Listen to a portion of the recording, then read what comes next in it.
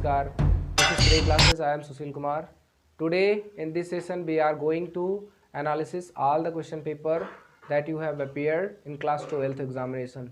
आज हम क्या करने वाले हैं, आपका जो अभी आपने पेपर दिया है रिसेंटली क्लास 12th में मैथमेटिक्स का जो आपने पेपर कंप्लीट करके आपने बोर्ड में अच्छे मार्क्स गेन करने के लिए आपने जो प्रयास किया है उसका अब हम इसमें एनालिसिस करने वाले हैं। इस सेशन में आप उसका डिटेल एनालिसिस करिए और उन क्वेश्चंस के थ्रू जाकर आप अपने जो आपने प्रयास किए हैं अपने एग्ज़ाम में अपने जो क्वेश्चन थे उनको सॉल्व करने के लिए आपने प्रयास किया है उनका, और इस सेशन से जो क्वेश्चन आपका यहाँ पर एनालिसिस किया जाएगा कराया जाएगा उससे आप मैच कराइए या फिर रिमेंबर करके आप देखिए कि किस टाइप का आपने किया था, कैसा आपका आंसर आया था। और ये सेशन आपका 2 पार्ट में होने वाला है। वो पार्ट 1 जो रहेगा वो ऑल अबाउट आपके very short answer type question और बहुविकल्पीय प्रश्न और शॉर्ट टाइप क्वेश्चंस की तरफ रहेंगे, जो आपका मैक्सिमम इसी में कवर हो जाएगा। और सेकेंड पार्ट भी है इसका आपका सून जल्द ही आपको मिलेगा। तो वो सेकेंड पार्ट में आपका क्या रहेगा, जो मैक्सिमम क्वेश्चंस रहेंगे लॉन्ग आंसर टाइप क्वेश्चंस वाले, वो सेकेंड पार्ट में रहेंगे आपके। ये सेशन मैंने 2 पार्ट में इसलिए रखने का प्रयास किया है जिस कारण से आपको आसानी रहे, क्योंकि जो ज़्यादा लंबा वो क्लासेस हो जाती हैं, ज़्यादा लंबी से क्लासेस, तो थोड़ा सा आप कंफर्टेबल नहीं रहते हैं। तो चलिए हम स्टार्ट करते हैं आपकी ये क्लासेस बिना किसी देरी के। अब आपको करना क्या है, यहाँ पर सबसे पहले बहुविकल्पीय प्रश्न को मैं सॉल्व कराऊंगा आपको। बहुविकल्पीय प्रश्न जो होते हैं बहुत ही मतलब कॉन्सेप्चुअल होते हैं। जैसा कि आपको पता होगा कि जब किसी भी चीज़ को आप एक वर्ड में किसी चीज़ को आप व्यक्त करना चाहते हैं, एक शब्द में किसी चीज़ को व्यक्त करना चाहते हैं, तो वो आपके लिए कठिन हो जाता है। हालांकि जब आपको कहा जाता है किसी भी चीज़ को आप थोड़ा सा लंबा व्यक्त कीजिए, लंबा किसी सेंटेंस में व्यक्त कीजिए, तो वो थोड़ा आपके लिए क्या हो जाता है, ईजी हो जाता है।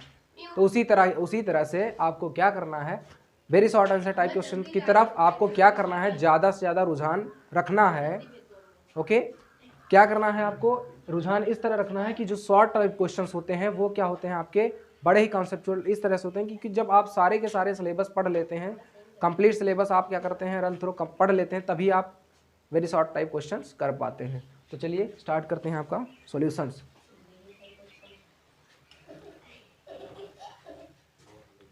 आपका फर्स्ट क्वेश्चन है संबंध आर जो है, संबंध आर कहाँ से है, कहाँ आर से एन तक परिभाषित है, ठीक है, नेचुरल नंबर तक परिभाषित है, ठीक है। संबंध आर जो है कहाँ तक है, एन नेचुरल नंबर तक परिभाषित है। तो आपको करना क्या है, एन क्या होता है आपको पता ही है, नेचुरल नंबर। एक बार मैं इसको वेरीफाई कर देता हूँ, सही है, हाँ, समुच्च एन पर परिभाषित है। तो सही उत्तर क्या होगा, इसमें 4 ऑप्शन दिया हुआ है।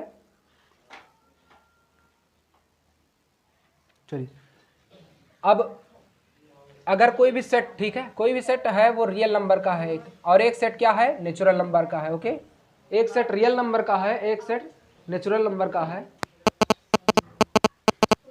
तो नेचुरल नंबर जो होता है वो आपका क्या होता है, 1 2 3 4 डाटा इन्फिनेटिव तक जाता है, ठीक है। इन्फिनेटिव वो आपने आज तक मतलब ना एज्यूम किया जा सकता है, सिर्फ इन्फिनेटिव को आप उसको उसकी गणना नहीं कर सकते, ठीक है, इन्फिनेटिव की। तो नेचुरल नंबर हो गया। नेचुरल नंबर को आप इस आप एक नाम से और जानते हैं, जेड प्लस, यानी कि पूर्णांक, पॉजिटिव पूर्णांक मीन्स धन पूर्णांक जानते हैं। तो नेचुरल नंबर हो गया। अब आपका जो संबंध है वो किसी 2 सेट में डिफाइंड होता है, ठीक। एक सेट से आर से एन तक डिफाइंड है, वो किस प्रकार से डिफाइंड है यहाँ पर आपका पूरा डिटेल में दिया हुआ है। तो अगर ये ऐसा आपका वेरिएबल टाइप का दिया हुआ है कि बी माइनस है, ए जो है, क्योंकि रिलेशन जो होता है 2 चीज में लगता है, तो रिलेशन पर यहाँ पर पेयर लिखा होता है, ऑर्डर्ड पेयर के रूप में लिखे होते हैं, यहाँ पर युग्म के रूप में लिखे होते हैं। तो ए बी कोई भी संख्या है जो कहाँ पर आपकी बिलोंग करेगी, एन में बिलोंग करेगी या जेड प्लस में बिलोंग करेगी, और जब वो पेयर में बन जाएगी तो वो कहाँ बिलोंग करनी चाहिए, आर में। यानी कि आपका यहाँ पर जो ए और बी ऐसी संख्या है जो ए जो होगी बी में से एक कम होगी, यानी ए का जो मान होगा बी से कम होगा। अगर बी से कम है, और फिर भी एक कंडीशन और है यहाँ पर, बी जो है वो बड़ा होना चाहिए 4 से, बी इज ग्रेटर देन 4। तो क्या करना है आपको, सबसे पहले क्या करना है,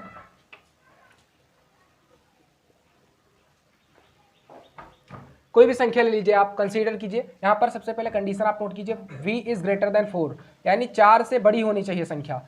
अगर आप ये चिन्ह देखते हैं, ये साइन देखते हैं, तो इसका मतलब ये हुआ कि 4 को आप लेकर बात कर सकते हैं, ठीक। और अगर ये चिन्ह सिर्फ लगा है, नीचे बराबर का चिन्ह नहीं लगा है, इसको बोलते हैं v इज ग्रेटर और इक्वल टू 4, जो भी हमने नीचे लिखा था। और इसको बोलेंगे b इज ग्रेटर देन 4, यानी कि आपको 4 को छोड़कर बात करनी है, यानी b की जो वैल्यू होगी वो 5, 6, 7, 8 डॉट डॉट डॉट, और 5.1 भी नहीं होगी। क्यों नहीं होगी? क्योंकि आपका यहाँ पर डिफाइंड है ना कि n पर परिभाषित है। तो n कैसी संख्या होती है?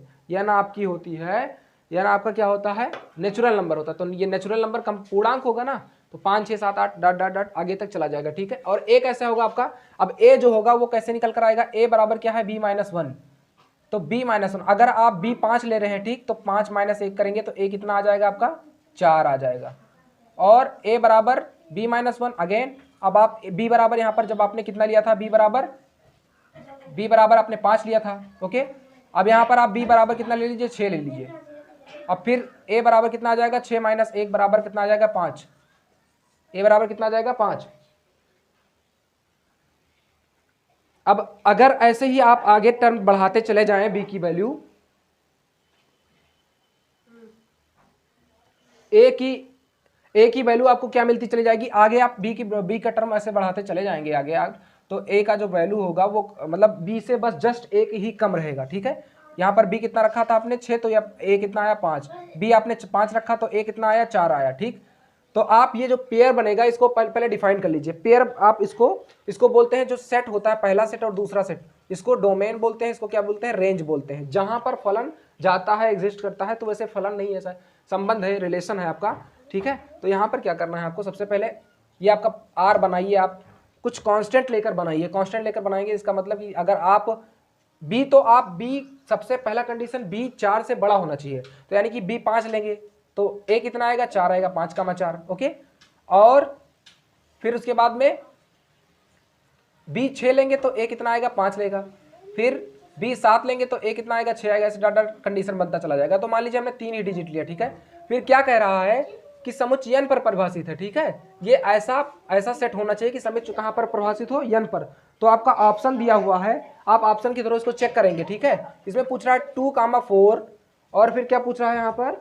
4, 6 पूछ रहा है आपका, जो थर्ड ऑप्शन है ये, सॉरी सेकंड ऑप्शन पहले लिख दें हम। सेकंड क्या है आपका? 4, 5। थर्ड क्या है आपका? 4, 6 है। फोर्थ क्या है आपका? 3, 5। सॉरी। आप यहां पर देखिए कि सबसे पहले कंडीशन क्या था? बी जो है, बी जो आपका रहेगा, बी लास्ट में रहेगा ना, पहले आपका ए आएगा फिर बी आएगा। तो सबसे पहले लास्ट में देखिए बी ग्रेटर देन 4 होना चाहिए। मैंने आपको यहां पर डिटेल में इसलिए बताया कि आप इस तरह के क्वेश्चन आगे टैकल कर सकते हैं। इस तरह के क्वेश्चन आप आगे टैकल कर सकते हैं। इसका मतलब बी जो है आपका, बी ग्रेटर देन 4, यानी कि ये ऑप्शन 4 है, यानी 4 को छोड़कर आप बात करनी है। मैंने शुरू में आपको बताया है कि जब ये आपको चिन्ह दिखाई दिए तो उसका मतलब 4 को छोड़कर बात करनी है, यानी ये ऑप्शन गया। यहाँ पर बी जो है बड़ा है, 4 से बड़ा है, ठीक है। यहाँ पर भी बड़ा है 4 से, यहाँ पर भी बड़ा है, यानी 3 ऑप्शन हो सकता है अभी के लिए। लेकिन आगे भी देखिए, आगे क्या कह रहा है कि ए जो रहेगा बी से 1 कम है, यानी बी -1। तो 4 में से 1 घटाएंगे तो 5 में से 1 घटाएंगे कितना बचेगा? 4। If you subtracting here 5 - 1 then you will get 4, okay. तो this option is existing in this condition. ये आपका जो ऑप्शन है इस कंडीशन में एग्जिस्ट कर रहा है। बाकी यहाँ पर जो 5 है, 5 में से आप 2 घटाएंगे, यहाँ पर सब्सट्रैक्ट करेंगे तब 3 आपको मिलेगा, ठीक है। यहाँ पर 6 में 6 - 4 करेंगे तो कितना आ जाएगा? 2 आ जाएगा, जबकि आना क्या चाहिए? 1, यानी कि 1 ही कम है। इसका ऑप्शन कौन सा हो जाएगा आपका? ऑप्शन नंबर सेकेंड, सॉरी, ये ऑप्शन नंबर आपका क्या हो गया? सेकेंड, यानी कि सेकेंड ही जो होगा वो आपका इसी कंडीशन को फॉलो करेगा। इस कंडीशन को फॉलो करने वाला ऑप्शन कौन था? सेकेंड नंबर था। तो यही आपका आंसर हो जाएगा 4, 5। तो ये थोड़ा सा लेंदी हो गया क्वेश्चन। मैं आपको जल्दी से जल्दी वो आपका जो रहेगा क्रिस्पी मैं थोड़ा सा सॉल्व कराऊंगा आपको, ताकि आपको जल्द से जल्द गेन कर सकें। तो आप इसको चाहे तो नोट कर सकते हैं या फिर आप टिक मार्क कर सकते हैं।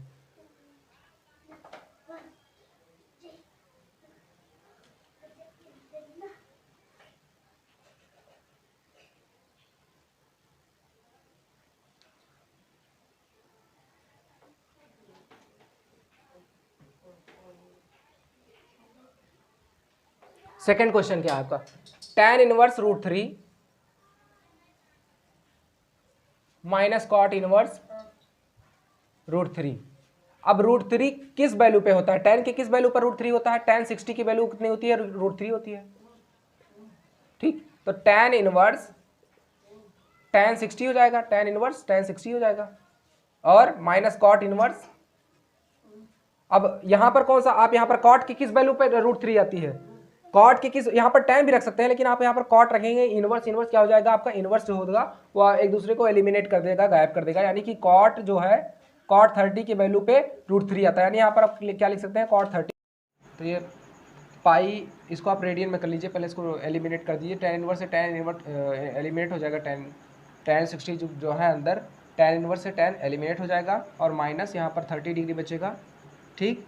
तो कितना बचा टोटल, 30 बचा, और 180 डिग्री को पाई रेडियन लिखते हैं, तो 1 डिग्री को आप क्या कर सकते हैं, पाई बटा 180 रेडियन, ठीक। तो 30 डिग्री है, तो इसको आप क्या कर सकते हैं रेडियन में कन्वर्ट करने के लिए, 30 गुणे पाई बटा 180 से आप भाग करा दीजिए, ये कट गया आपका, यानी कि पाई/6 आ जाएगा। इसका आंसर कितना आएगा, पाई/6। तो इसमें आपसे जो ऑप्शन में था, टेबलेट आइए अपनी, ऑप्शन में जो होगा वो आपका पाई/6 कौन सा ऑप्शन होगा, आप एक बार चेक कर लीजिए, वही सही हो जाएगा। ओके, और आप अगर आप इस चैनल पर नए हैं तो आप इसको सब्सक्राइब कर दीजिए। अगर आपको समझ में आ रहा है मेरा पढ़ाया हुआ, तो आगे आने वाले कोर्सेज जो होंगे बेस्ट वैल्यू कोर्सेज होंगे, आपको बहुत ही हेल्प करेंगे, हर एक एग्ज़ाम में हेल्प करेगा, आपके air force, navy, NDA, CDS, CDS नहीं, CDS तो एलिमेंट्री मैथमेटिक्स आता है फिलहाल के लिए, लेकिन जितने भी मैक्सिमम एग्ज़ाम हैं आपके हेल्प करने वाले हैं, जो आपका क्लास 12th वाला आता, ठीक है। तो इसकी वैल्यू कितनी आ रही है, पाई/6, ओके, पाई/6,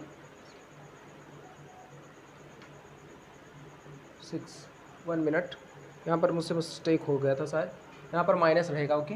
अगर आप यहाँ पर माइनस कर रहे हैं, ठीक है, अगर आप यहाँ पर माइनस कर रहे हैं तो ये बाहर आकर क्या हो जाएगा आपका, ये प्लस हो जाएगा, ठीक है, ये कितना हो जाएगा, प्लस हो जाएगा, क्योंकि कॉट माइनस थीटा बराबर क्या होता है, कॉट माइनस थीटा बराबर माइनस कॉट थीटा होता है ना, माइनस कॉट थीटा, तो यहाँ पर प्लस हो गया, यानी कि यहाँ पर कितना हो जाएगा 90, और 90 यहाँ पर करेंगे तो कितना आ जाएगा, हाँ 90 करेंगे, यानी 9 2 जा, यानी पाई/2 आ जाएगा। इसकी वैल्यू कितना आ गई, कितनी आ गई, पाई/2, यानी कि पाई/2 भी रख सकते हैं और माइनस पाई/2 भी रख सकते हैं, क्यों, क्योंकि आप यहाँ पर जो है ये कॉट माइनस थीटा, इसकी वैल्यू जो होती है कॉट माइनस कॉट थीटा होती है, बस ये आपकी जो रेंज होगी, रेंज दिखाया गया है, अगर पाई/2 मिल रहा है तो पाई/2 लगाइए, वरना आप माइनस पाई/2 लगा दीजिए।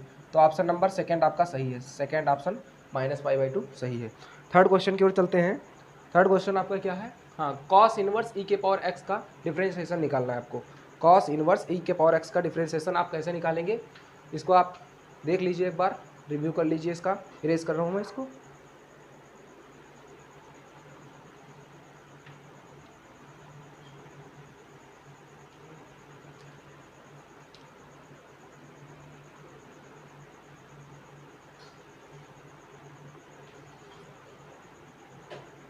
अब कॉस इनवर्स e के पावर x का क्या करना है आपको, डिफरेंशिएशन निकालना है, डिफरेंशिएशन अवकलज ज्ञात करना है। तो आप क्या कीजिए, x के सापेक्ष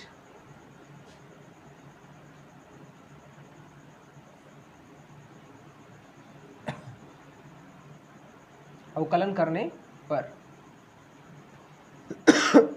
x के सापेक्ष किसी भी चीज़ का कॉस इनवर्स का जो होता है डिफरेंशिएशन, कॉस इनवर्स x बराबर होता है 1/-1/√1 माइनस x² होता है, ठीक, ये हो जाता है। तो आपको क्या करना है, यहाँ पर आप इसको y मान लीजिए, y बराबर क्या हो जाएगा, कॉस इनवर्स e के पावर x, तो dy/dx क्या हो जाएगा आपका सॉरी, dy/dx कॉस इनवर्स का क्या होता है, 1/-1/√1 माइनस x²। तो यहाँ पर x रहता था तो 1/x² हो जाता था, यहाँ पर e के पावर x है तो e के पावर x का क्या हो जाएगा, whole square is equals to -1/√1 minus e के पावर 2x, ठीक। तो ये हो जाएगा आपका आंसर। और माफ़ कीजिएगा थोड़ा सा, ये क्या हो जाएगा आपका, हाँ, अभी आपने कॉस इनवर्स x क्या किया, फिर उसके बाद में x का होता है, तो यहाँ पर कितना होता है, x का डिफरेंशिएशन आप करते हैं तो x का 1 हो जाता है, तो इसलिए आप यहाँ पर आपको दिखाया नहीं जाता, तो यहाँ पर e के पावर x का करेंगे, कितना आएगा, e के पावर x का डिफरेंशिएशन e के पावर x ही आएगा, तो ये क्या हो जाएगा, माइनस e के पावर x अपॉन 1 माइनस ई के पावर 2x। तो इसमें कौन सा ऑप्शन आपका सही है? बी ऑप्शन सही है। कौन सा सही है आपका? बी सही है, बी नंबर ऑप्शन सही है। ठीक है, तो ये हो गया आपका। ठीक, नेक्स्ट क्वेश्चन की ओर चलते हैं। ये बी ऑप्शन सही है आपका। ठीक है, चलिए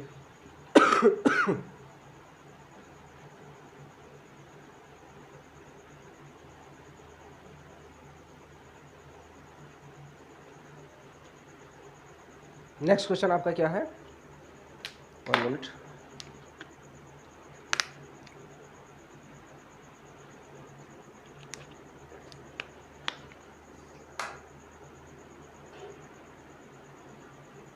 नेक्स्ट क्वेश्चन क्या है? x इंटू ई के पावर x का क्या करना है आपको?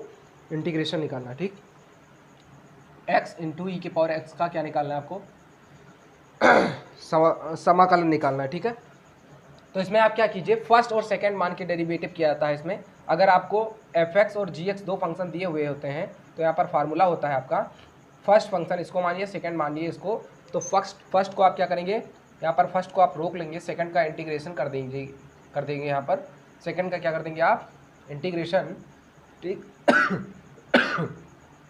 माइनस इंटीग्रेशन ऑफ होल का d by d x of first का, ठीक है, एफ एक्स का, और फिर into integration of g x, sorry g x यहाँ पर रोक दीजिए।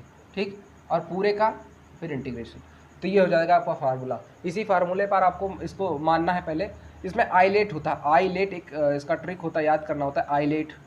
ये मैं पढ़ाऊँगा आगे जो क्लास 12 की क्लासेस, वैसे आपने पढ़ा होगा इसको। आइलेट पहले क्या मानते हैं? इनवर्स ट्रिग्नोमेट्रिक फंक्शन, फिर लॉगरिथमिक मानते हैं, फिर अलजेब्राइक मानते हैं, फिर ट्रिग्नोमेट्रिक, फिर एक्सपोनेंशियल। तो पहले क्या आएगा? अलजेब्राइक को मानेंगे। अलजेब्राइक मतलब इसी के अनुसार आपको क्या है, यहाँ पर प्रायोरिटी रखना है कि कौन सा फर्स्ट माना जाएगा फंक्शन, कौन सा सेकंड माना जाएगा। एक्सपोनेंशियल बाद में माना जाएगा, इसको सेकंड मानिए। ठीक है,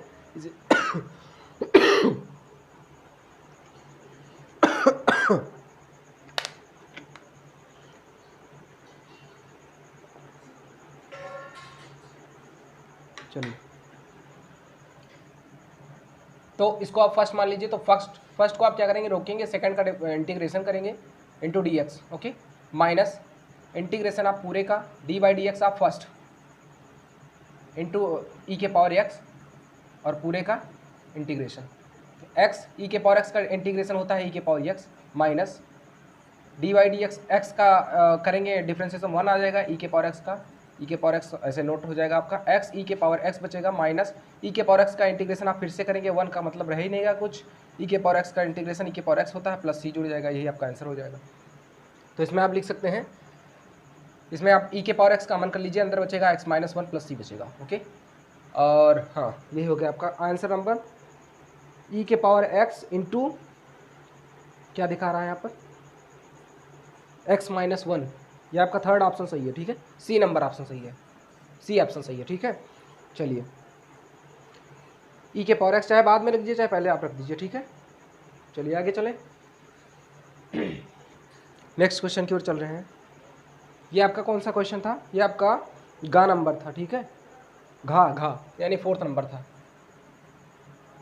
था, समझ लीजिए आप। ठीक, कोई डाउट हो आप कमेंट बॉक्स में यहाँ पर छोड़ दीजिए लिखकर, मैं उसको सॉल्व करके आपको बताने का पूरा प्रयास करूँगा।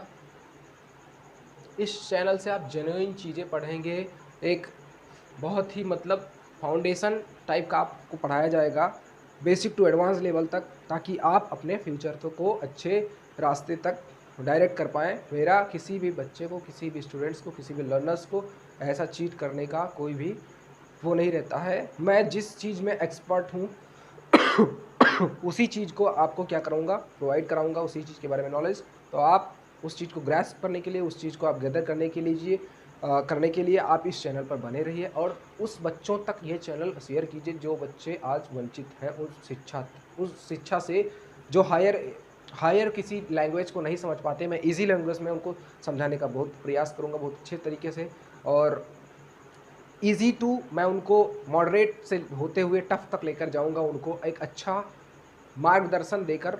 अगर वो प्रयास करेंगे अपने तरफ से, आपका एफर्ट अगर आपका रहता है सक्सेसफुल, क्योंकि मेरा ही एफर्ट सब कुछ मायने नहीं रखता, अगर आपका भी एफर्ट रहता है तो आप ये निश्चित है कि आप कामयाब होंगे अपने लक्ष्य की तरफ। ओके, सो नेक्स्ट क्वेश्चन आपका क्या है? 2x² इंटू डी2y बाई डी एक्स टू, क्या है आपका? अवकल समीकरण की कोटि पूछ रहा है, ठीक है। 2x² इंटू d2y/dx2 और -3dy/dx प्लस y बराबर 0। इसमें कोटि क्या है ये आपका पूछा है, कोटि। तो कोटि ऑर्डर, ठीक है। ऑर्डर क्या है आपका, ऑर्डर यहाँ पर ऑर्डर 2 है, ठीक है, ऑर्डर 2 है और यहाँ पर पावर भी 2 है, यानी घात भी क्या है, घात भी क्या है, पावर भी 2 है। तो दोनों 2 हो जाएगा। इसमें ऑप्शन कौन सा आपका सही होगा, थर्ड नंबर सी ऑप्शन सही हो जाएगा। ये अंगा वाला क्वेश्चन था। तो ये लास्ट क्वेश्चन बहुविकल्पीय वाला था। अब हम चल रहे हैं लघु उत्तरीय की तरफ, ठीक है। तो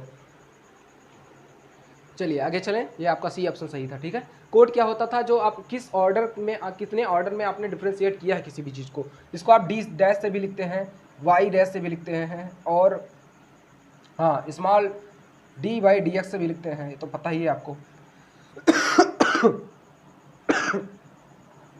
f' से लिखते हैं, कैपिटल F से लिखते हैं। ये सब चीज़ आपको क्या मतलब रिप्रेजेंट करेगा, किसी भी चीज़ का अवकलन एक बार, अगर डबल बार कर रहे हैं तो डबल डैश हो जाएगा, और डबल डैश हो जाएगा तो इसको आप कैसे लिखेंगे, d2y/dx2। यहाँ पर y हो सकता है, कुछ भी हो सकता है, जिसको जो जिस फंक्शन जिसके रिस्पेक्ट में दिया गया हो, ठीक है, जो फलन जिसके सापेक्ष दिया गया हो, तो dy/dx2 हो जाएगा, ठीक है। चलिए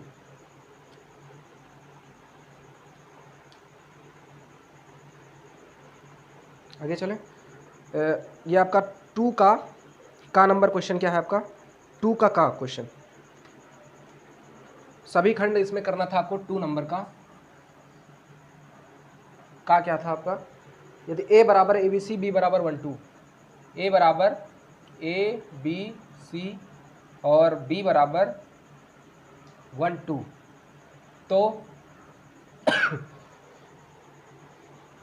ए बी के संबंधों a तथा b में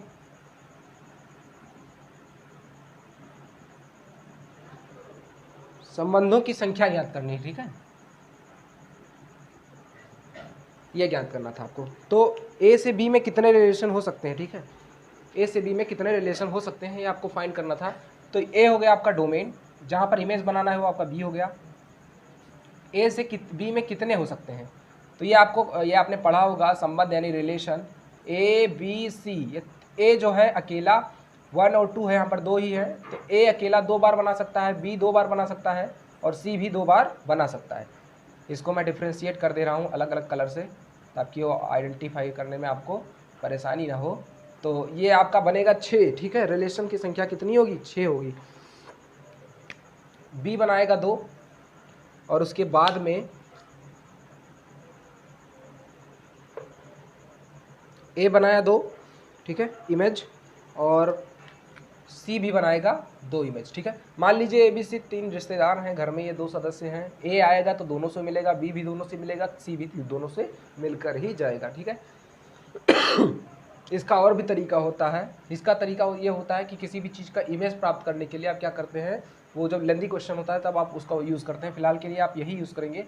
तो इसमें क्या हो जाएगा, a 1 से बनाएगा, फिर a 2 से बनाएगा, तो 2 हो गए। b 1 से बनाएगा, फिर b 2 से बनाएगा, 2 हो गए। फिर c 1 से बनाएगा और c 2 से बनाएगा रिलेशन। तो ये रिलेशन हो गया आपका, कितने रिलेशन हुए, नंबर ऑफ रिलेशन की संख्या कितनी हो जाएगी, नंबर ऑफ कितना हो जाएगा, 6। तो ये आपका आंसर हो गया, ठीक है।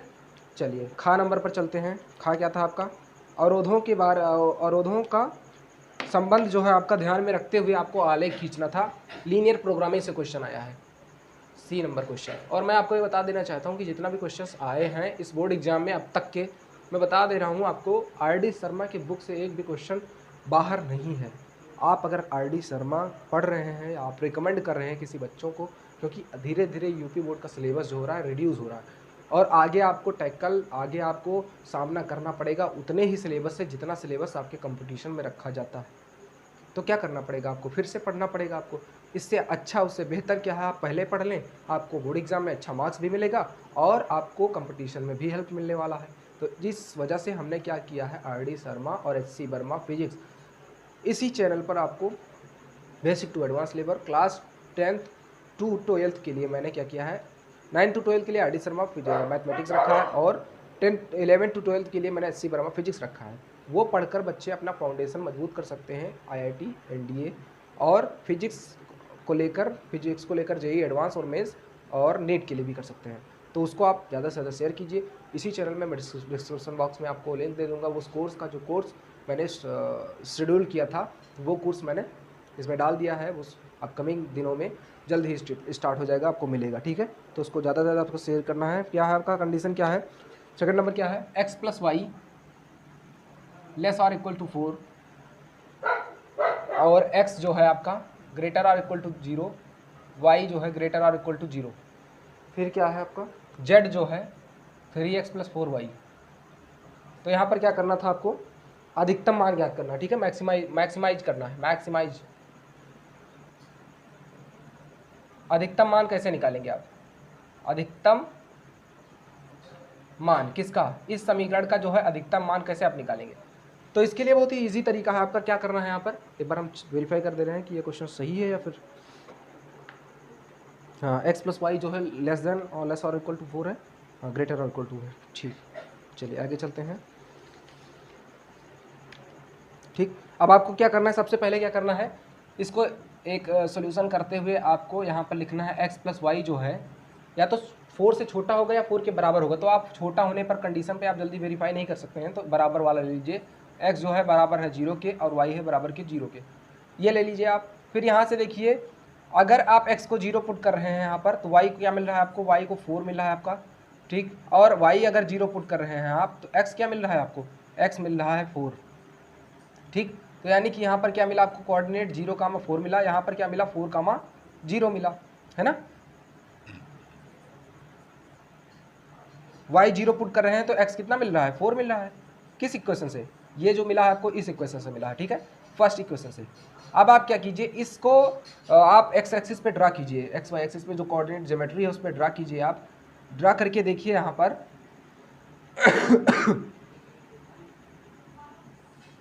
कि ये जो है लाइन कहाँ से पास हो रही है, ठीक है। पहले आप मेन लाइन को, जो आपका सॉल्यूशन दिया हुआ है, अवरोध दिया हुआ है, अवरोध मतलब कंडीशन जो दिया हुआ है, उस पर आप ड्रॉ कीजिए, देखिए कि ये लाइन कहाँ से पास हो रही है। तो ये हो गया आपका 0,0, ठीक, ये x एक्सिस हो गया और ये हो गया y एक्सिस। कौन सा कंडीशन मिला, 0,4, यानी कि x एक्सिस पर पहले 0 चलिए और y एक्सिस पर कितना, मान लीजिए 4, मान लीजिए 1 2 3 और ये 4 हो गया, ठीक है। ऊपर हम बना दे रहे हैं 5 वगैरह, आगे मिल जाएगा आपको, ठीक। ये हो गया आपका 4, ये मिला आपको, और यहाँ पर 1 2 3 4 यहाँ पर मिल गया, 1 2 3 4। तो ये आपको क्या करना है, यहाँ पर इनको दोनों को, ये आपका कौन सा कोऑर्डिनेट है, ये आपका 4,0 है और ये क्या है आपका 0,4 है। तो इसी से तो लाइन दोनों पास हो रही है, इसी से तो दोनों लाइन पास हो रही है। किसी भी दो पॉइंट का इंटरसेक्शन कोऑर्डिनेट पॉइंट से ही दो लाइन पास होगी। तो ये लाइन यहाँ से पास होगी ऐसे, है ना, ये तो होगी, ये लाइन है, ठीक। ये कौन सी लाइन है, इसका आप नाम लिखिए, x + y = 4, या फिर ऐसे भी लिख सकते हैं, ठीक। यही लाइन है जो पास हो रही है। अब आपको क्या करना है, सेकंड लाइन x = 0 y = 0, जो आप सेकंड लाइन यहाँ पर मतलब होगा एक पॉइंट के रूप से ही होगा, क्योंकि सेकंड लाइन का कंडीशन नहीं दिया हुआ है। अब आप क्या कीजिए, इसमें क्या कह रहा है कि ये जो ग्राफ है ये मैक्सिमम कहाँ पर इसको टच करेगा, मैक्सिमम कहाँ पर टच करेगा। तो इससे आपको निकालने के लिए यहाँ पर जेड जो है ये फिक्स वैल्यू आपको पता करनी पड़ेगी, जेड कितना रखा जाएगा यहाँ पर, तभी तो जैसे यहाँ पर 4 था तभी आप कर पाएंगे। तो यानी कि ये लाइन है ये कहाँ से पास हो रही है और मैक्सिमम कहाँ पर टच करे कि इसकी वैल्यू मैक्सिमम आ जाए, यही आपको पता करना है। यानी कि इसकी वैल्यू अधिकतम कब आएगा, अधिकतम जब आएगा जब एक्स वाई की वैल्यू कोऑर्डिनेट जो है ये अपर हो, कहाँ पर, यहाँ पर भी कहीं टच करे, ठीक है। मैक्सिमम जगह मतलब वो कोऑर्डिनेट ज़्यादा बड़ा होना चाहिए, ठीक है। तो कोऑर्डिनेट कैसा होगा हम आइए देखते हैं। क्या कीजिए, सबसे पहले आप जो z = 3x + 4y लिखा है, इससे आप क्या निकालिए, इसके x और y के गुणांक का आप एलसीएम निकालिए, x और y के गुणांक का एलसीएम निकालिए। तो चलिए 3 और 4 का एलसीएम कितना होगा, 12 होगा, ठीक है। तो 12 को आप यहाँ पर रख दीजिए z के स्थान पे, और 3x + 4y यहाँ पर रख दीजिए। अब आपको क्या करना है, 3x + 4y, अब x बराबर आप 0 पुट कीजिए तो y बराबर देखिए कितना मिला है 3, और अब आप y बराबर 0 पुट कीजिए एक बार, तो 0 हमने y पुट कर दिया तो x बराबर कितना मिलेगा, 4 मिलेगा।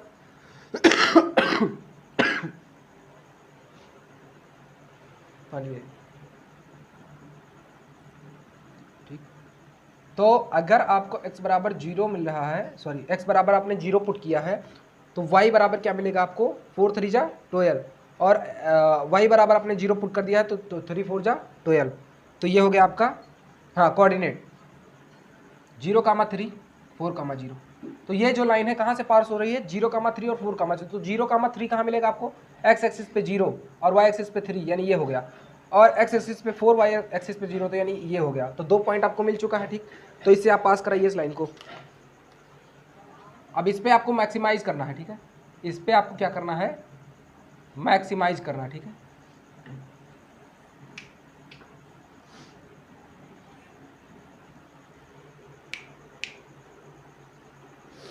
ठीक, अब आप देखिए इसमें क्या करना है आपको।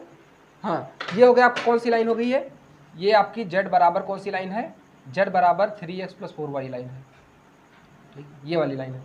अब ये आपको मैक्सिमम कहाँ पर टच करे कि इसकी जो वैल्यू मैक्सिमम कब होगी, तो सबसे पहली बात तो ये जो जहाँ से जा रही है इसी के पैरेलल कोई लाइन ऐसी जाए, ओके, इसी के लाइन कोई पैरेलल यहाँ पर जाए कि जो यहाँ पर इसको टच करे इसी के पैरेलल। अगर इसके पैरेलल जा रही है तो यहाँ पर टच कर सकती है, यही तो होगा। इसकी अगर पैरेलल जा रही है तो मैक्सिमम या तो ऊपर जाएगी तो यहाँ पर टच होगी, तो इधर वाला पॉइंट छूट जाएगा।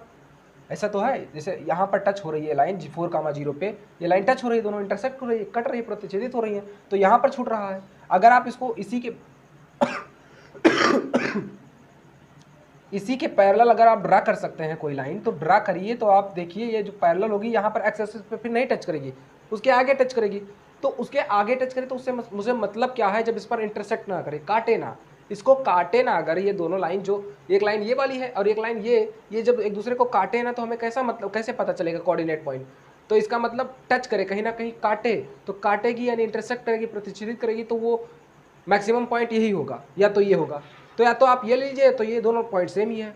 अगर ये ज़्यादा होता तो हमने इसको लेना था, तो आप इसको ले लीजिए, मान लीजिए 0,4 ले लीजिए, 0,4 इस क्वेश्चन में रख लीजिए, एक्स वाई की वैल्यू निकाल लीजिए, एक्स इसमें रखिए, आप क्या रखिए 0,4, यानी मैक्स अपन लिखिए z बराबर 3x + 4y को अधिकतम करने के लिए, अधिकतम मान के लिए, के अधिकतम मान के लिए, ठीक है, के अधिकतम मान के लिए क्या करेंगे आप, यहाँ पर कितना है 0,4 पुट कर दीजिए, यानी z बराबर 3x + 4y, यानी 12 बराबर, z बराबर आपने क्या रखा 12, तो x की वैल्यू 0, तो यहाँ पर ये पूरा 0 हो गया, और यहाँ पर 4 की 4 4 जा 16, यहाँ पर 12 बचा, ठीक है। एक मिनट, आपको क्या यहाँ पर क्या निकालना था, आपको मैक्सिमम वैल्यू निकालनी थी, ठीक।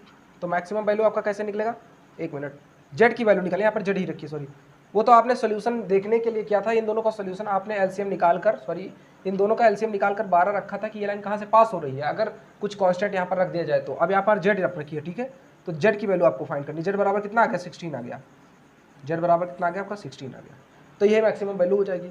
और आप यहाँ पर x बराबर 4 रख दीजिए, तो कितना आ जाएगा 12 में जाएगा, यानी कि z बराबर 12 ज़्यादा है कि 16 ज़्यादा है, यानी 16 ज़्यादा है।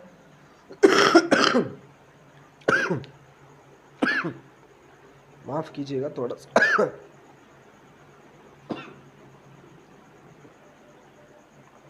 नोट कर लीजिए तब तक आप।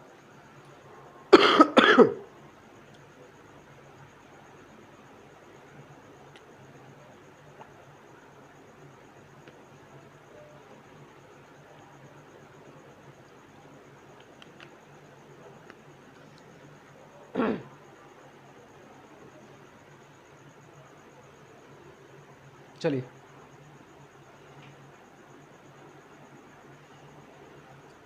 अब z बराबर क्या मिल गया आपको 16 मिल गया, ठीक है, तो 16 मैक्सिमम वैल्यू हो जाएगा आपका, ठीक। आंसर क्या हो जाएगा 16, 16 जो है आपका ये मैक्सिमम वैल्यू है, जो यहाँ पर अगर टच कर रहा है ये लाइन इसी के पैरेलल जा रही है, यहाँ पर टच कर रही है, तो 0,4 मिला, 4 4 जा 16, तो सर ये z बराबर 16 आपका आंसर हो जाएगा, इसके लिए z बराबर 16 आंसर। चलिए नेक्स्ट क्वेश्चन पर चलते हैं।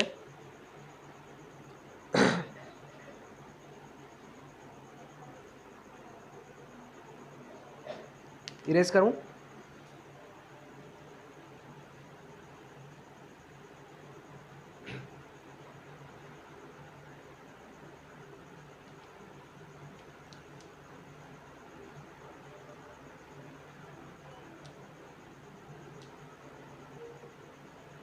नेक्स्ट क्वेश्चन आपका क्या है,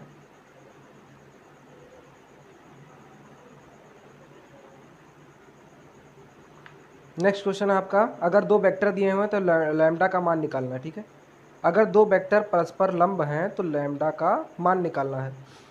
और घा नंबर दिया है f बराबर मॉड ऑफ x पर सतत है, चेक करना है, ठीक। सबसे लिमिट का सबसे पहले करते हैं, ठीक है। 1 मिनट, लिमिट का सबसे पहले क्वेश्चन करें।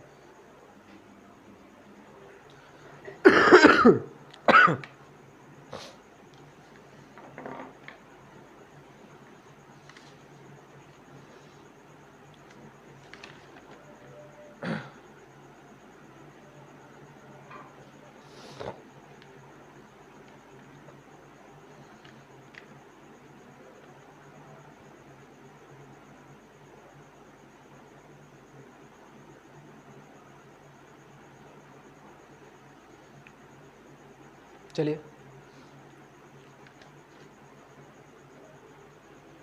हाँ चलिए यही बता दे रहा हूँ आपको, गा नंबर ही बता दे रहा हूँ पहले। क्या है आपका 2i cap plus 3j cap plus 4k cap, ठीक। ये क्वेश्चन आपका, sorry sorry sorry sorry sorry 2i cap plus j cap plus k cap and 1i cap minus 4j cap plus lambda k cap. ये दोनों क्या है, परस्पर perpendicular है, ठीक है, लंब है, ठीक है, परपेंडिकुलर है। तो लैम्डा का मान ज्ञात करना है, ठीक है। तो परपेंडिकुलर कब होते हैं ये मैं आपको डिटेल में बताऊंगा जब पढ़ाऊंगा, फिलहाल के लिए थोड़ा सा समझ लीजिए आप।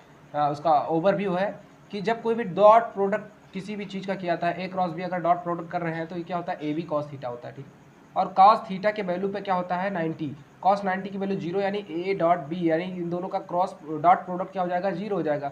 यानी डॉट प्रोडक्ट क्या होता है, कैसे 0 होता है ये मैंने बता दिया आपको, ठीक है। और इसका डिटेल है जो आपका सिलेबस में आपने पढ़ा होगा इसको।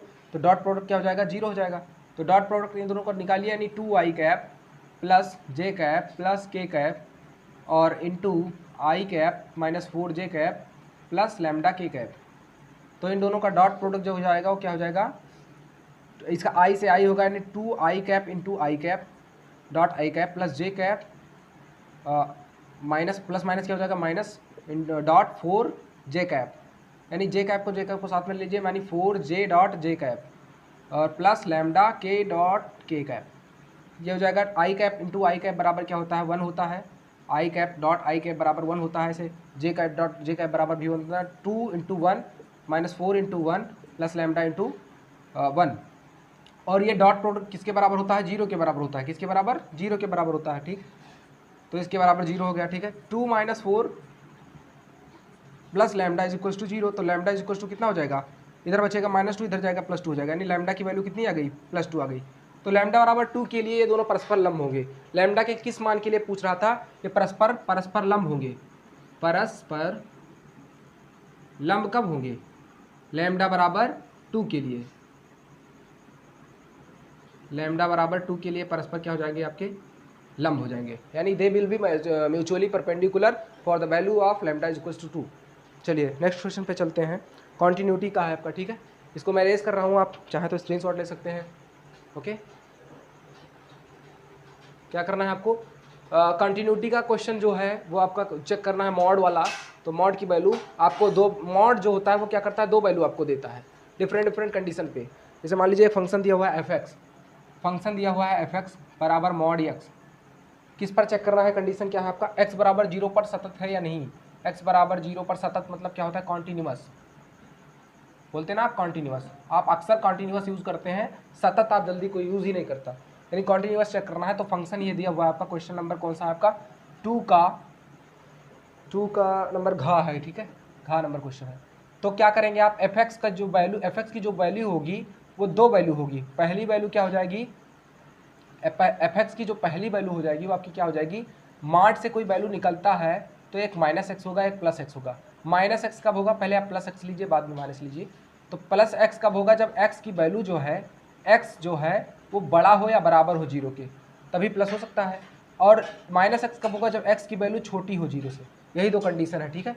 x की वैल्यू जैसे आप समझिए इस तरह से, x मान लीजिए कोई भी संख्या निगेटिव में कब होगी, x मतलब कोई भी संख्या, और कोई संख्या निगेटिव में कब होगी, जब वो 0 से छोटी होगी, -1 -2, और -1 -2 आप पीछे बढ़ते चले जाएंगे तो वो 0 से छोटी ही संख्याएं होंगी, है ना, समझ रहे हैं ना। -10 जो है 0 से छोटी है, -1 -10 बड़ा कि -1, यानी -1 बड़ा है, -1 बड़ा है, उससे बढ़ेंगे आप 0 की तरफ जाएंगे, यानी कि 0 से छोटी संख्या माइनस में होंगी, यानी 0 से छोटी संख्या माइनस में हो जाएंगी, और 0 के बराबर या फिर 0 से बड़ी संख्या प्लस में होगी। वही बात यहाँ पर लिखा हुआ है, बस जस्ट आपको अलजेब्रा पढ़ना है तो उसको आप अरिथमेटिक से आप कंपेयर कराते हुए पढ़िए, आपको समझ में अच्छा आएगा। अब यहाँ पर आपको क्या करना है, दो कंडीशन दिया हुआ है, तो इसमें लिमिट की कंटिन्यूटी लगानी है। तो कंटिन्यूटी लगाने के लिए आपको पता होता है कि किसी भी संख्या अगर कोई भी फंक्शन है तो ठीक है f(x) को, तो आप लिमिट लगाइए। इसमें f(x) का जो लिमिट होगा, limit x tends to 0 minus और बराबर f(x) यानी f0 पे, और अगर f(x) प्लस यहाँ पर माइनस कर दीजिए, limit x tends to 0 f(x) plus, यानी f(x) माइनस की तरफ से टेंड्स करने वाली, प्लस की तरफ से टेंड्स करने वाली, और उस पर टेंड्स करने वाली वैल्यू तीनों एक ही हो जाती हैं, तब वो फंक्शन क्या हो जाता है, कॉन्टिन्यूअस हो जाता है, यानी सतत हो जाता है। कोई भी फलन सतत जब होता है जब उसके माइनस की तरफ से टेंड्स करने वाली वैल्यू और प्लस की तरफ से टेंड्स करने वाली वैल्यू, अग्रसर होने वाली वैल्यू उस पर फिक्स हो जाए, उस पर वैल्यू के बराबर आ जाए, यानी अप्रॉक्स आ जाए। कोई भी चीज़ लिमिट जो होता है वो अप्रॉक्सीमेशन का चिन्ह होता है, वो आगे क्लास में आप पढ़ेंगे तो विद डिटेल में। ये आपका RD शर्मा में दिया हुआ है, तो यहाँ पर आपका जो वैल्यू होगा वो अप्रॉक्सीमेशन में जाएगा, और ये लगभग बराबर होगा तीनों वैल्यू। जब बराबर हो जाएगा तो फंक्शन क्या हो जाएगा, कॉन्टिन्यूअस हो जाएगा। यानी कि जैसे मान लीजिए ये पॉइंट है, फंक्शन ये कर्व है, ठीक है, तो इस कंडीशन पर फंक्शन ब्रेक है या कंटिन्यूअस है, कैसे आप पता लगाएंगे, इस तरफ से बढ़ने वाला और इस तरफ से बढ़ने वाला और इस तरफ से बढ़िए, तो ये तीनों कंडीशन एक ही में मिलना चाहिए। या फिर मान लीजिए आप जैसे यहाँ पर ऐसे आए, तो यहाँ से आप यहाँ पर आकर ब्रेक हो गया फंक्शन और यहाँ से चला गया, यानी इस कंडीशन पे आप इस तरफ से गए, तो इस तरफ से तो गए, बात सही है, ऊपर से भी मिल जाएगा, लेकिन इस तरफ से नहीं मिलेगा आपको, बात समझ रहे हैं आपको ना। तो यहाँ पर दो ही कंडीशन में मिला, यानी यही दो मिला, तो अगर तीसरा नहीं मिल रहा है तो तीनों कंडीशन होने चाहिए, तभी फंक्शन सतत होगा, यानी कि यहाँ पर फंक्शन क्या है, ब्रेक है। और वैसे भी आपको ग्राफ में दिखाई पड़ रहा है कि फंक्शन यहाँ पर ब्रेक है। और सतत कब होता है, सतत जब दोनों तरफ से मिले तब आपको सतत मिलेगा, ठीक है। नेक्स्ट क्वेश्चन की ओर चलते हैं। हाँ, ये फंक्शन जो था आपका कॉन्टिन्यूअस वाला था, ठीक, ये हो गया आपका, शायद अभी नहीं हुआ, सॉरी माफ़ कीजिएगा, थोड़ा सा टेक्निकल इशू था। तो अब इस फंक्शन को मैंने बताया आपको ग्राफ की तरह आपको समझना है, ओके।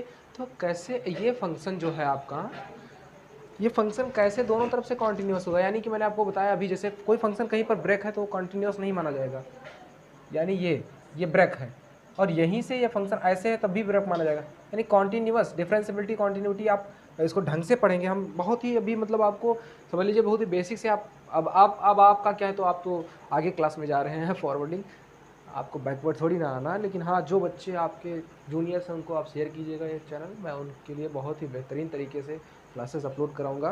तो चलिए नेक्स्ट क्वेश्चन क्या है आपका, यही वाला है, तो इसको करना है, लिमिट लगाइए। अब लिमिट x टेंड्स टू 0 और 0 माइनस यहाँ पर रखिए, और यहाँ पर रखिए f(x), और f(x) की वैल्यू क्या हो जाएगी, लिमिट x टेंड्स टू 0 और f(x) की जो वैल्यू है यहाँ पर क्या मान लीजिए x है, ठीक है, कब 0 की तरफ, आप यहाँ पर 0 की तरफ, 0 से बड़ी वैल्यू ले रहे हैं, फिर 0 के बराबर ले रहे हैं, यानी कि 0 प्लस, ठीक है, यहाँ पर x प्लस क्या हो जाएगा, h हो जाएगा, x प्लस h कर लीजिए, ठीक है। तो यहाँ पर h टेंड्स टू 0 करिए, या फिर करना क्या है आपको, जब बड़ा फंक्शन रहता है तब आप वो फर्स्ट मेथड लगाइए डिफरेंशिएबिलिटी वाला, वरना आप ऐसे ही रहने दीजिए। x टेंड्स टू 0 यानी कि लिमिट x टेंड्स टू, आप यहाँ पर लिमिट जब पुट करेंगे, h कब लिया जाता है, h वाली वैल्यू जब ली जाती है जब यहाँ पर डायरेक्ट रखने से आपको क्या मिल रहा है, इनडिटरमिनेट फॉर्म मिल रहा हो, 1/1 मिल रहा हो, या फिर 0 × 0। आपको पता होगा कि अगर आपने डिफरेंशिएबिलिटी यानी कि आपने अवकल नियता पढ़ी होगी, तो 1 × इन्फिनेटिव की वैल्यू क्या होती है, इनडिटरमिनेट, जिसको आज तक परिभाषित नहीं किया गया है। 0 × 0 की भी वैल्यू, ये सब ये क्या है आपका, कौन सा फॉर्म है, ये इनडिटरमिनेट फॉर्म है। ये 1/0 भी, 1/इन्फिनेटिव, इन्फिनेटिव इंटू इन्फिनेटिव, ये सब कौन सा फॉर्म है, इनडिटरमिनेट फॉर्म है, यानी कि इनडिटरमिनेट मतलब डिटरमिनेट फॉर्म है, ठीक है। तो यानी कि अपरिभाषित फॉर्म है, अपरिभाषित है, ठीक है। चलिए अब आपको क्या करना है, लिमिट पुट कराएंगे, यानी कि वैल्यू क्या आ गई 0, यानी कि 0 से अगर लेस है तो इस पर वैल्यू कितनी आ गई 0। अब आप क्या निकाल लीजिए, limit x tends to 0 minus, या 0 प्लस था, 0 माइनस की तरफ से ले लीजिए, ठीक है, पीछे की तरफ से। तो लिमिट क्या हो जाएगा, limit x tends to 0 minus, और x यहाँ पर पुट कर दीजिए, ठीक। अब ये फिर लिमिट रखेंगे, फिर इसकी वैल्यू कितनी आ गई 0, तो यानी दोनों कंडीशन पे वैल्यू 0। अब आप f ऑफ 0 पर निकल लीजिए वैल्यू, यानी f ऑफ 0 पर वैल्यू कितनी हो जाएगी, f(x) की वैल्यू कितनी है, x है, f(x) की वैल्यू कितनी है, -x या प्लस x जो भी है, मॉड ऑफ x से मान लीजिए। तो f0 की वैल्यू कितनी हो जाएगी, मॉड में 0 का मतलब ना 0 पॉजिटिव ना 0 निगेटिव, यानी 0 आएगा। यानी तीनों कंडीशन में लिमिट जो है सेम है, यानी एग्जिस्ट कर रहा है, यानी कि ये प्रूव हो गया कि फंक्शन जो है सतत है, ठीक है। दिखाना था आपको, प्रूव करना था, क्या प्रूव करना था कि फंक्शन जो है कॉन्टिन्यूअस है। तो कैसे होगा कॉन्टिन्यूअस, यानी कि मैंने आपको बताया है आपको, limit x tends to 0, limit x tends to 0 f(x) minus बराबर f(x), यानी कि f ऑफ 0 पर बराबर limit x tends to 0 f(x) plus. तो ये हो गया आपका कंडीशन एग्जिस्ट कर रहा है, तो ये हो गया आपका क्या, तीनों पे 0 आ रहा है, वैल्यू कितनी आ रही है, 0 आ रही है, यानी कि ये फंक्शन क्या हो गया, कॉन्टिन्यूअस हो गया। तो आपको ऐसे ही करना था, आपने किस वे में आपका अप्रोच क्या था एग्जाम में, आपने कैसे किया, ये आप देखिएगा, आप एनालाइज कीजिएगा और कमेंट बॉक्स में बताइएगा ज़रूर कि आपने कैसे किया था इसको, ठीक है। नेक्स्ट क्वेश्चन पे चलते हैं, आप इसका स्क्रीनशॉट डन करते जाइए। मैं सोचता हूँ कम समय में आपका ज़्यादा से ज़्यादा क्वेश्चन मैं सॉल्व कराऊँ और डिटेल फॉर्म में सॉल्व कराऊँ, इस वजह से मैं आपको ज़्यादा समय नहीं दे सकता नोट करने के लिए। पी ए की वैल्यू ये आपकी कहा है 2 अंगा वाला, ठीक है, 2 का अंगा क्वेश्चन है, यानी कि 5 नंबर। पी ए की वैल्यू 3/13 है, 3/13, और पी बी की वैल्यू कितनी है, 5/13 है। तो आपको क्या निकालना है यहाँ पर, P intersection A B, P अपवर्जी घटनाएं निकालनी, ठीक है। ये क्या हो जाएगा, सॉरी ये भी दिया हुआ है आपको 2/13 दिया हुआ है, तो आपको वैल्यू पी बी बाई ए निकालना है, पी बी का ए के सापेक्ष घटित होने की संख्या निकालनी है, ठीक है, प्रोबेबिलिटी निकालना है, प्रायिकता। तो आप कैसे करेंगे इस क्वेश्चन को, बहुत ही इजी वे में। इसका फार्मूला क्या होता है आपको यहाँ पर पता होगा, आपने पढ़ा होगा, तो हाँ,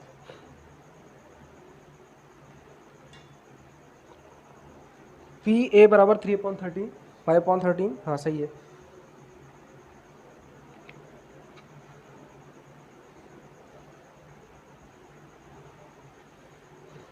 चलिए इसका फार्मूला समझिए, पी ए इंटरसेक्शन बी होता है आपका फार्मूला, बराबर पी ए इंटू,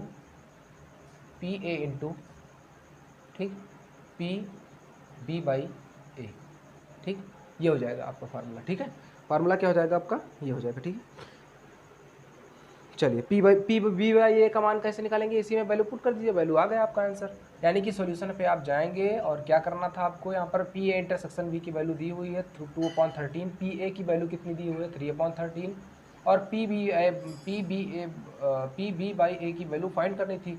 तो ये इधर चला आ गया, यानी 2/13 into 13/3 is equal to P B by A. आपको पता ही होगा, ये इधर आएगा तो ये क्या हो जाएगा, 13 ऊपर चला गया, 3 नीचे चला गया, क्रॉस मल्टीप्लाई होके, तो 13 से 13 कैंसिल, यानी 2/3 हो जाएगा।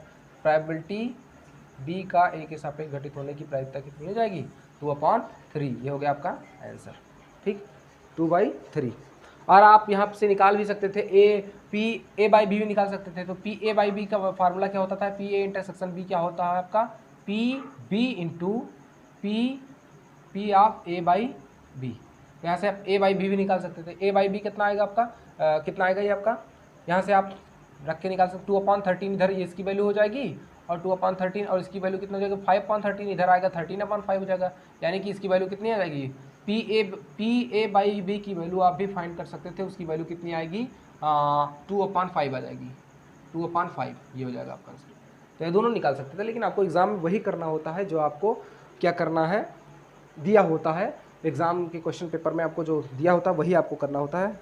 अदर क्वेश्चन करेंगे तो उसके लिए आपका मार्क्स जो होगा वो ऐड नहीं होगा आपके मार्कशीट में।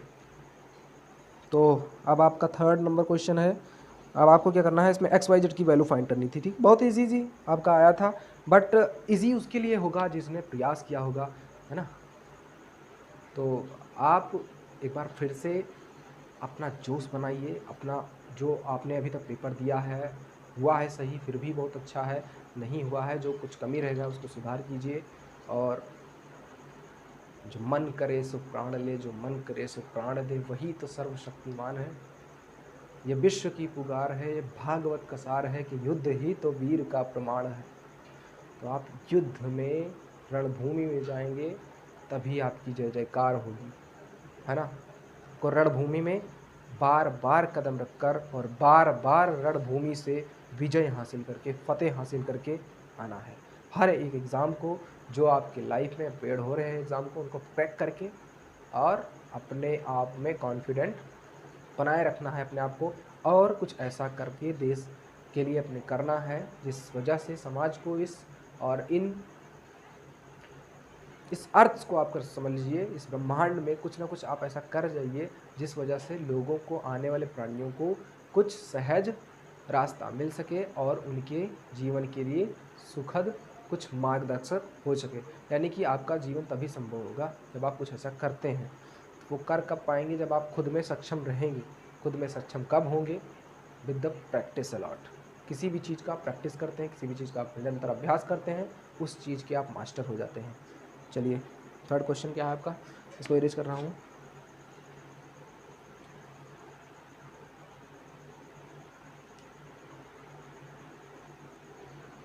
थर्ड क्वेश्चन क्या है आपका, इसमें आपको वैल्यू फाइंड करनी थी।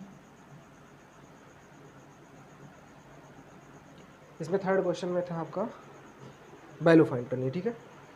तो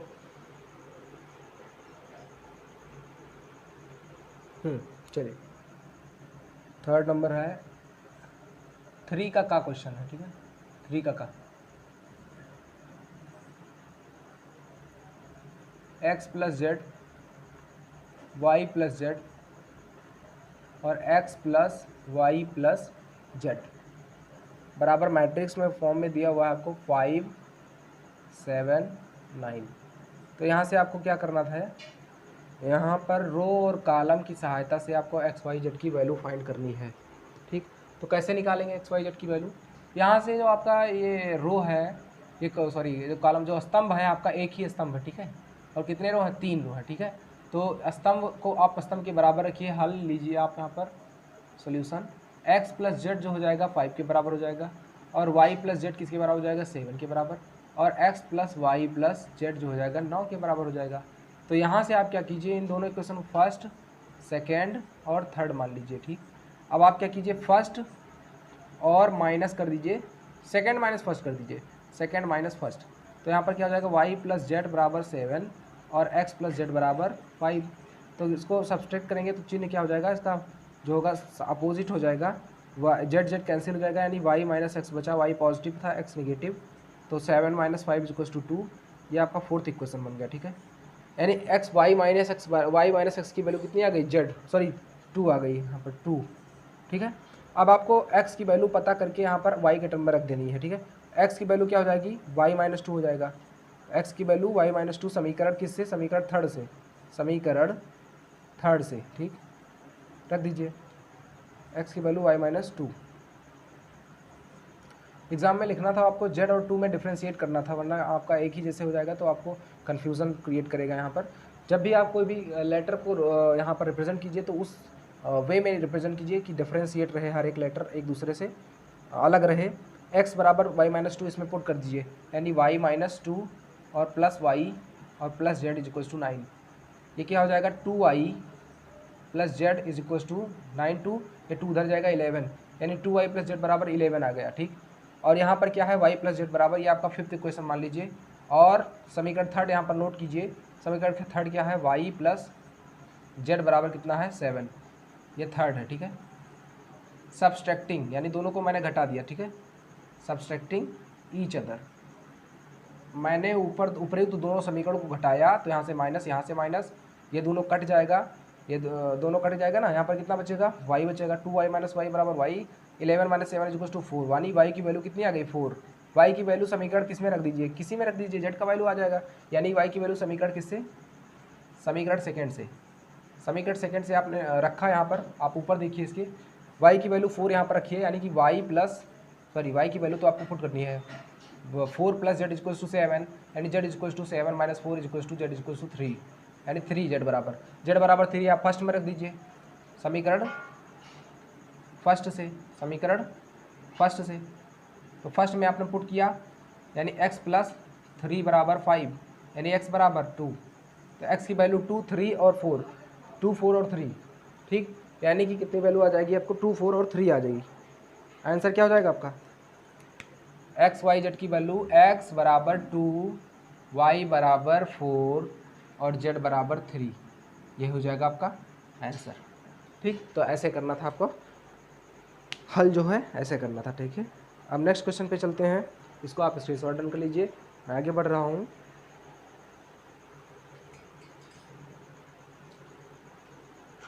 जो भी क्वेश्चन जैसे ही ख़त्म होता है, जैसे भी कंप्लीट होता है, फिनिश होता है, आप उसका स्क्रीनशॉट लेना चाहें तो ले सकते हैं तुरंत, वरना फिर मैं इसको इरेज कर दे रहा हूँ। इसीलिए मैंने इस सेशन को 2 पार्ट में रखा है।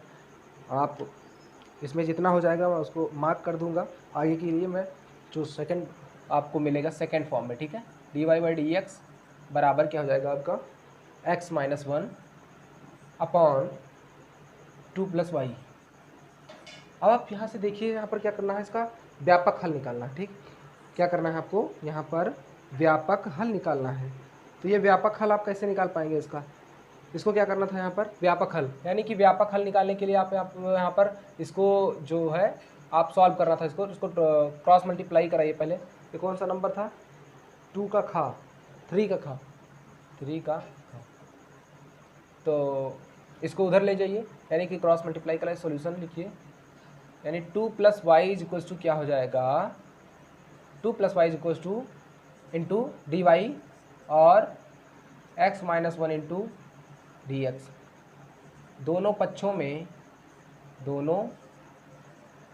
में इंटीग्रेशन करने पर, यानी कि समाकलन करने पर, integrating both side with respect to their variable, इनके वेरिएबल के सापेक्ष में हमने इंटीग्रेशन किया, यानी कि 2 plus y into d y बराबर integration x minus 1 into d x, ठीक। अब आपको यहाँ पर क्या करना है, ये हो जाएगा 2 d y plus y integration y d y बराबर x minus x d x minus 1 into d x. तो 2 डी वाई का क्या हो जाएगा, 2 बाहर चला जाएगा, आपका कांस्टेंट क्या हो जाएगा, बाहर आ जाएगा, कांस्टेंट बाहर आ जाएगा, यानी 2 बाहर आ गया, वाई की वाई का डिफरेंस इंटीग्रेशन क्या हो जाएगा, वाई डी वाई, यहाँ पर 1 बचेगा ना, वाई हो गया, प्लस वाई का क्या हो जाएगा, y square upon 2 is equals to, ठीक। एक्स का क्या हो जाएगा, x square upon 2 minus x, ठीक, प्लस सी।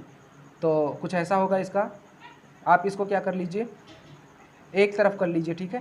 यानी सी बराबर क्या हो जाएगा आपका, इसको इधर ले आइए, यानी कि y square upon 2 minus x square upon 2 plus 2y plus x. तो ये हो जाएगा आपका आंसर, ठीक है। व्यापक हल यही हो जाएगा, ठीक है। यही आपको फाइंड करना था। इसको आप ऐसे भी लिख सकते हैं, सी बराबर लिख सकते हैं 1/2 y square minus x square plus 2y और प्लस एक्स, ये हो जाएगा आपका आंसर। तो इसको भी स्क्रीनशॉट आप लगा लीजिए, मैं आगे बढ़ रहा हूँ। आप इसको शेयर करते रहिए प्लीज़, जो भी फ्रेंड्स हो जिन्होंने आपका एग्ज़ाम दिया हो, अपीयर हुए हो एग्ज़ाम में, उनको शेयर कर दीजिए। चलिए आगे चलें, चलिए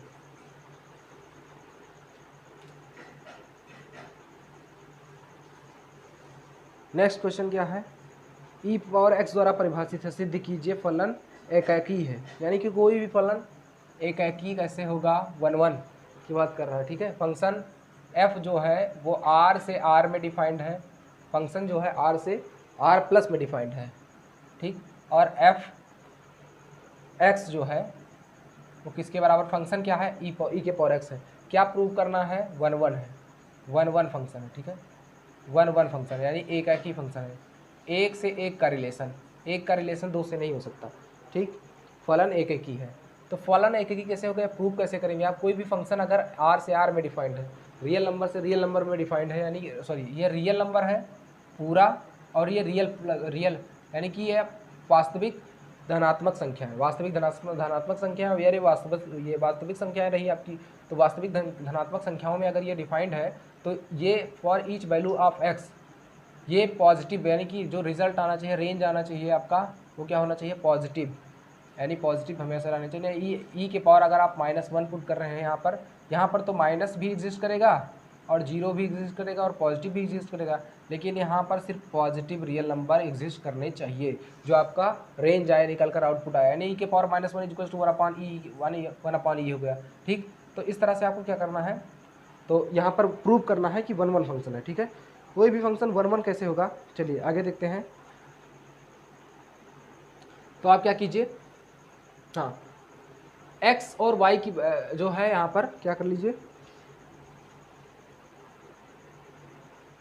e के पावर y है, सॉरी एक मिनट देख लें, e के पावर x है। ठीक है, हाँ, fx बराबर e के पावर x। ठीक, अब कोई भी मान लीजिए, माना x और y कहाँ से बिलोंग कर रहा है, आपका रियल नंबर में बिलोंग कर रहा है। कहाँ बिलोंग कर रहा है, आपका रियल नंबर में बिलोंग कर रहा है। और कोई भी डिजिट मान लीजिए 1 2 मान लीजिए, ठीक है, 1 और 2 भी, तो 1 और 2 भी तो रियल नंबर में बिलोंग करेंगे। ठीक है, तो क्या करना है यहाँ पर आपको, अगर आप fx रखेंगे तो क्या आ जाएगा, e के पावर x आ जाएगा। ये तो fx रख रहे हैं अगर आप, तो कितना आ जाएगा, e के पावर x आ जाएगा। ठीक, और अगर आप fy रख रहे हैं, ठीक, fy पुट कर रहे हैं, तो e के पावर कितना आ जाएगा, y आ जाएगा। यानी कि ऐसा नहीं है कि अगर आप fz भी पुट कर दीजिए यहाँ पर, और यहाँ पर z भी मान लीजिए, एंड z मान लीजिए, इतने भी संख्या लेते चले जाएंगे तो ez आ गया। ये तीनों क्या है, डिफरेंट हैं। यानी कि ऐसा नहीं है कि ये जो है fx आप पुट कर रहे हैं और यहाँ से निकल कर e के पावर x भी आ रहा है और e के पावर y भी आ रहा है। यानी कि 1 का रिलेशन 2 से नहीं हो सकता। समझ रहे हैं आप ना बात को, कि किसी भी, जैसे एक की शादी 2 से हो जाती है, ऐसा नहीं है, एक का शादी 1 से ही होना चाहिए, वरना ऑब्जेक्शन उठेगा। ऑब्जेक्शन ये उठेगा कि फंक्शन 1 1 नहीं है, यानी फंक्शन 1 1 होने का मतलब ये हुआ कि यहाँ पर एक आदमी का रिलेशन सिर्फ 1 से होना चाहिए, वरना दूसरे को चिड़ पैदा हो जाएगी। तो यहाँ पर क्या करना है, fx का रिलेशन सिर्फ e के पावर x से है। y अगर पुट कर रहे हैं, हाँ, यहाँ पर वैल्यू आप दूसरी रखेंगे तो उसका रिलेशन किसी और से हो जाएगा, लेकिन हाँ, यहाँ पर एक का रिलेशन दूसरे नहीं होना चाहिए, यही कहने का मतलब है। अगर आप यहाँ पर f1 पुट कर रहे हैं तो e के पावर 1 आ जाएगा, और f2 पुट कर रहे हैं तो e के पावर 2, सबका वैल्यू क्या हो जाएगा, डिफरेंट हो जाएगा। यानी कि यहाँ पर जो है आपका वैल्यू जो है डिफरेंट निकल कर आया। ठीक है, तो ये फंक्शन क्या हो जाएगा, आपका फंक्शन जो है डिफाइंड है एफ आर से, आर में, आर प्लस में, और आर प्लस में डिफाइंड, यानी आउटपुट निकल कर कितना आएगा, वास्तविक धनात्मक संख्या है। अतः फलन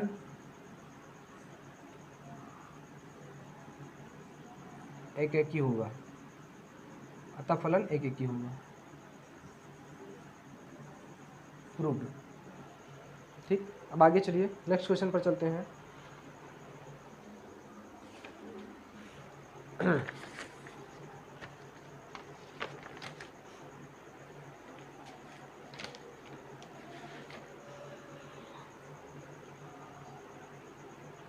नेक्स्ट क्वेश्चन की ओर चलते हैं। आपका गा हो गया, घा की ओर चलते हैं। और मेरे हिसाब से तो होना चाहिए कि जो सिलेबस है यूपी बोर्ड का, वो रिड्यूस जो हो रहा है, वो आपके फ्यूचर के लिए बहुत ही हानिकारक सिद्ध होगा। इनको जो उत्तर प्रदेश सरकार है, इनसे यही मेरा अगर अनुरोध होगा तो यही होगा कि जो सिलेबस है वो रिड्यूस करना कोई अच्छी बात नहीं है, क्योंकि जो भी सिलेबस है आपका वो कंपटीशन में एज इट इज़। तो फ्रेंड्स, अब आपका क्वेश्चन नंबर 4 है, ठीक है, सॉरी क्वेश्चन नंबर 3 का अंगा वाला, ठीक है, लास्ट क्वेश्चन। तो चलिए देखते हैं उसको।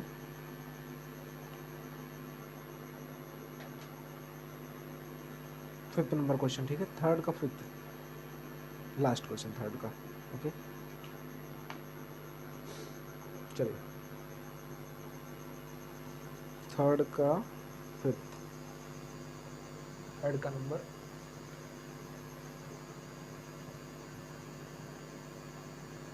क्या है आपका, x is equals to a cos square t और y is equals to b sin square t। ठीक, फिर क्या करना है यहाँ पर आपको dy बाई dx फाइंड करना है। सो कैसे फाइंड करेंगे आप, चलिए देखते हैं। ठीक, dy बाई dx कैसे फाइंड करेंगे, आइए। उसमें क्या करना है आपको, जस्ट यू हैव टू ना डी एक्स के रिस्पेक्ट में क्या कर लेना है इसको, टी के रिस्पेक्ट में, ठीक है। तो इसको समीकरण फर्स्ट मान लीजिए, तो इसको समीकरण सेकंड मान लीजिए, ठीक है। समीकरण फर्स्ट का टी के सापेक्ष में कर दीजिए, उसके बाद में दोनों को डिवाइड कर दीजिए, समीकरण फर्स्ट तथा सेकंड का टी के सापेक्ष दोनों पक्षों में अवकलज, ठीक है। अवकलन करने पर वही आप अवकलज लिख दीजिए, शॉर्ट फॉर्म में लिख दीजिए अवकलज। क्या होगा अब नीचे देखते हैं, ठीक। क्या हो जाएगा, differentiating both the equation first and second with respect to t in both side. क्या हो जाएगा, differentiating both equations with respect to t both sides, दोनों पक्षों में करने पर फिर क्या हो जाएगा, इधर d x by d t is equals to a into d by d t of cos square t. तो इसको आप क्या लिख सकते हैं, a into d by d t of cos t का होल स्क्वायर लिख सकते हैं ना, कॉस टी का होल स्क्वायर। फिर क्या हो जाएगा, डी बाई डी एक्स आप पता है आपको, एक्स के पावर एन का क्या हो जाता है, एन इंटू एक्स के पावर एन माइनस वन। तो यहाँ पर क्या हो जाएगा, टू कॉस टी हो जाएगा, टू कॉस टी, और कॉस का क्या हो जाएगा, माइनस साइन टी, ठीक। यानी कि इसको लिख सकते हैं minus two a cos t into sine t. समीकरण सेकंड का करेंगे तो क्या हो जाएगा, d y by d t, b बाहर चला आ जाएगा, इसी तरीके से हो जाएगा टू साइन टी है ना, ऐसे मतलब आपका हो जाएगा ना, डी बाई डी टी आप साइन स्क्वायर टी का, तो टू साइन टी पहले आ जाएगा और साइन का क्या हो जाएगा, कॉस टी हो जाएगा, यही तो two b sine t into cos t, ठीक। तो ये होगा d y by d t. अब आप क्या करिए, अगर आपको d y by d x find करना है, ओके, तो क्या करेंगे आप, d y by d t को आप ऊपर रख लीजिए और d x by d t को नीचे रख दीजिए। ये टी से डी टी कैंसिल हो जाएगा, बचेगा क्या, आपको कैंसिल नहीं करना है, ठीक है। बचेगा d y by d x, इसको इसकी वैल्यू क्या है d y by d t की, two b sine t into cos t, okay. And इसकी वैल्यू क्या है, minus two a cos t into sine t. तो sine t cos t cancel, two से टू कैंसिल, यानी minus b by a इसकी value हो गई, ठीक। D y by d x की value minus b by A, this is your answer. तो ये आपका थर्ड का लास्ट नंबर क्वेश्चन था। नेक्स्ट क्वेश्चन की ओर बढ़ते हैं, ये आप स्क्रीनशॉट ले लीजिए चाहे तो, वरना मैं इरेज कर रहा हूँ। चलिए फोर्थ नंबर पे चलते हैं, ठीक।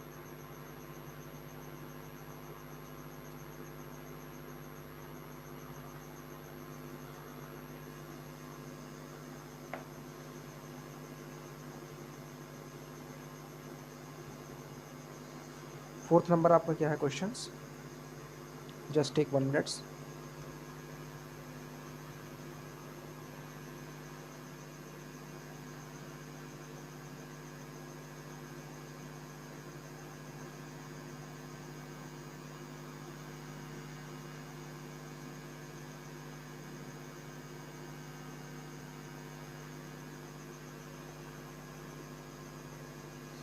तो फोर्थ नंबर क्वेश्चन क्या है आपका,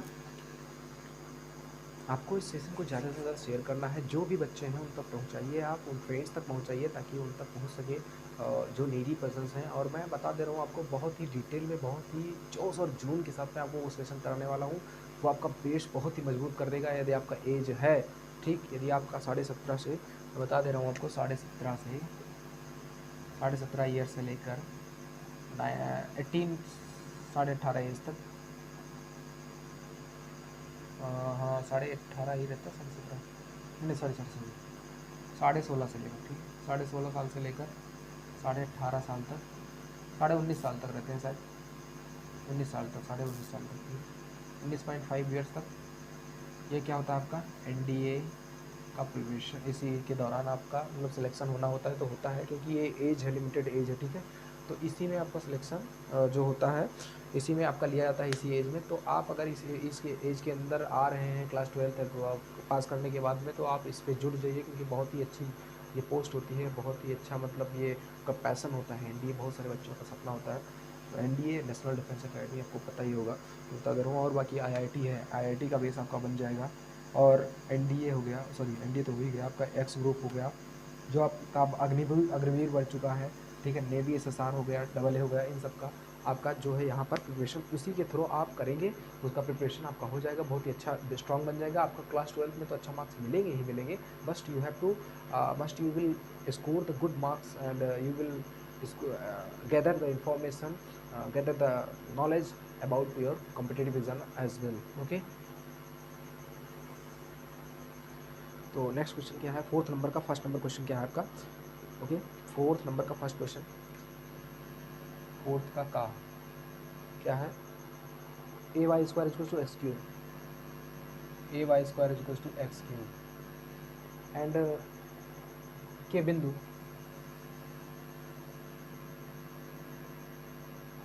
ए एम स्क्वायर और ए एम क्यूब पर, ए एम स्क्वायर और ए एम क्यूब पर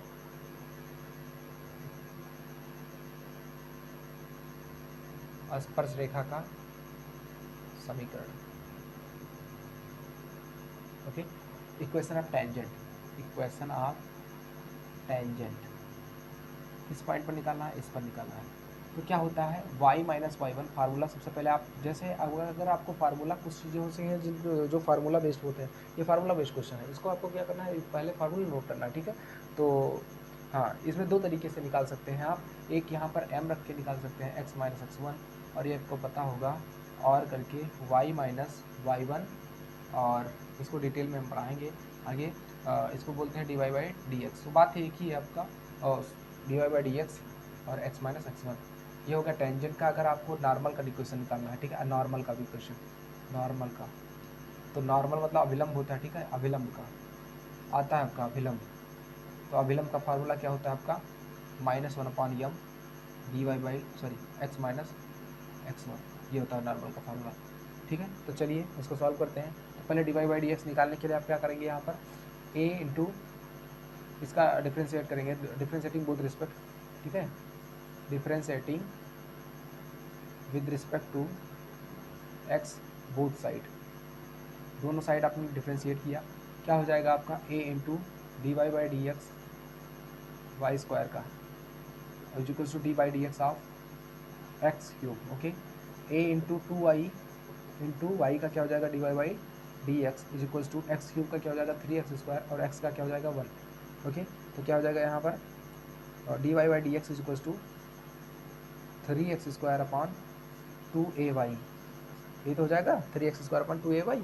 अब आपको क्या करना है, ये डी वाई, ये इसकी वैल्यू आ गई। अब इसी में ऐसे इक्वेशन आपको बनाना है, तो इक्वेशन बनाने के लिए आपको इसी में पुट करना पड़ेगा, ठीक है।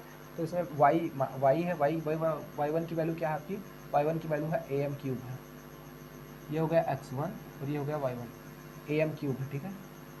और ब्रैकेट लगाइए, उधर लिखिए क्या लिखेंगे, three x square upon two a y, और into x minus x one की वैल्यू क्या है, ए एम स्क्वायर है, ठीक। तो यहाँ पर क्या करेंगे, क्रॉस मल्टीप्लाई करा दीजिए, तिरछा गुणा टू ए वाई इधर आ जाएगा, टू ए वाई अंदर गुणा कराएंगे, two a y square minus two a square m cube और वाई बचेगा, ठीक है। Two a square y m cube और इधर two a y square, okay. और इधर क्या हो जाएगा, three x cube minus three x square a m square, ठीक, यही तो हो जाएगा आपका। तो इसमें क्या बोल रहा था आपका, इक्वेशन निकालिए, ठीक है। तो इक्वेशन कुछ इसी फॉर्म में हो जाएगा, आप इसको ट्रांसफर कर दीजिए इधर उधर, three x cube minus three x square a m square minus two a square m cube, a square m cube y square, हाँ ठीक है। फिर उसके बाद में फिर माइनस ए इधर जाएगा, माइनस टू ए इधर आएगा, तो ये वाला इधर आ जाएगा, प्लस में हो जाएगा, और ये उधर गया प्लस में हो गया, तो उधर जाएगा माइनस में हो जाएगा, ए वाई स्क्वायर, ओके, बराबर जीरो, यही क्वेश्चन हो जाएगा, equation of tangent at this point. So equation of tangent at the given point, this will be answer, okay, ये आपका आंसर हो गया, इसको नोट कर लीजिए आप चाहे तो। चलिए आगे चलते हैं।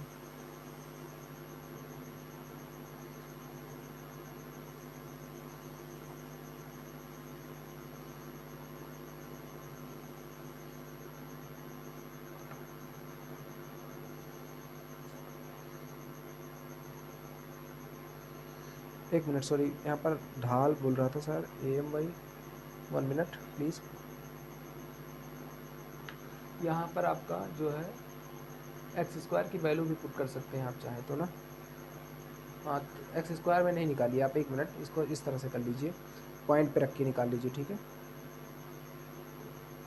ठीक, m जो रहे वो आपका, 1 मिनट, इसको आप यहाँ पर ऐसे रख लीजिए, अभी वैल्यू मत रखिए, ठीक है। 1 मिनट, एक फिर सुन लो, देखिए, dy/dx at am square am cube बराबर 3 इंटू एक्स स्क्वायर की वैल्यू क्या हो जाएगी, am स्क्वायर का होल स्क्वायर हो जाएगा, am स्क्वायर का होल स्क्वायर अपॉन क्या हो जाएगा, हाँ, 2 इंटू ए, वाई की वैल्यू क्या है यहाँ पर, am क्यूब। ओके, इस तरह आप वैल्यू पुट कर लीजिए, एट दैट पॉइंट निकाल लीजिए, उसके बाद में रखिए, ठीक है। उस पॉइंट पर ढाल, उस पॉइंट पर ढाल निकाल लीजिए, क्योंकि आपको स्पेसिफिक पॉइंट दिया है। तो आप यहाँ पर क्या करते हैं, अगर ग्राफ ड्रा करते हैं तो ये पॉइंट दिया हुआ है, कह रहा है यहाँ पर, अगर ये पॉइंट है am स्क्वायर और am क्यूब है, ठीक है। अगर कह रहा है इस पर आप स्पर्श का समीकरण, तो इस पर पहले आप ढाल निकालिए कि इस पर ढाल क्या है, इस पॉइंट पर ढाल क्या है, इस पॉइंट पर टेंजेंट क्या है, टेंजेंट मतलब ढाल पता किया जाता है, ठीक है। तो इस पॉइंट पर ढाल निकाल लीजिए, उसके बाद में इस पर इक्वेशन का समीकरण, इस पर इस टेंजेंट का इक्वेशन का समीकरण आप निकाल लीजिए। तो पहले इस पॉइंट पर ढाल तो पता करें, तो इस पॉइंट पर ढाल, ये तो ढाल है, लेकिन किस पॉइंट पर है, इस पॉइंट पर आप निकाल लीजिए। इस पॉइंट पर निकालने के लिए आप यहाँ पर पॉइंट आपको पुट करना पड़ेगा। ओके, तो मैंने ध्यान नहीं दिया था तो इस वजह से हो गया था। अब यहाँ पर क्या हो जाएगा, am स्क्वायर यहाँ पर पुट कर दिया, स्क्वायर कर दिया, 2a इंटू वाई की वैल्यू 2am क्यूब, ठीक है। यहाँ पर क्या हो जाएगा, 3a स्क्वायर m के power 4 upon 2a square m cube. तो यहाँ से एक 3m कट गया, a स्क्वायर कट गया, 3/2m बचेगा। अब 3/2m बचा आपका, तो यहाँ से y माइनस y1 की वैल्यू क्या है, यहाँ पर इस इक्वेशन में रखेंगे आप, ये इक्वेशन आप टेंजेंट में, y1 की वैल्यू am क्यूब है बराबर 3/2, ये m किसकी वैल्यू हो गई, m की वैल्यू हो गई, ठीक है, और इंटू x माइनस x1 की वैल्यू am स्क्वायर। तो ये हो जाएगा कुछ इस प्रकार से, 2y minus 2am cube minus 3m बराबर 3m into x minus am square. इस तरीके से हो जाएगा। चाहे तो आप 2 कॉमन भी कर सकते हैं यहाँ पर, तो 2 कॉमन कर लीजिए, y माइनस am क्यूब, ये हो जाएगा आपका इक्वेशन का टेंजेंट का इक्वेशन, ठीक है, आंसर टेंजेंट का इक्वेशन, यही आपका आंसर हो जाएगा।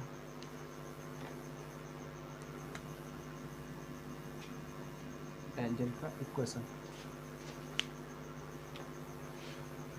फिर स्क्रीन शॉट कर लीजिए, हम आगे चलते हैं नेक्स्ट क्वेश्चन की तरफ। चलिए,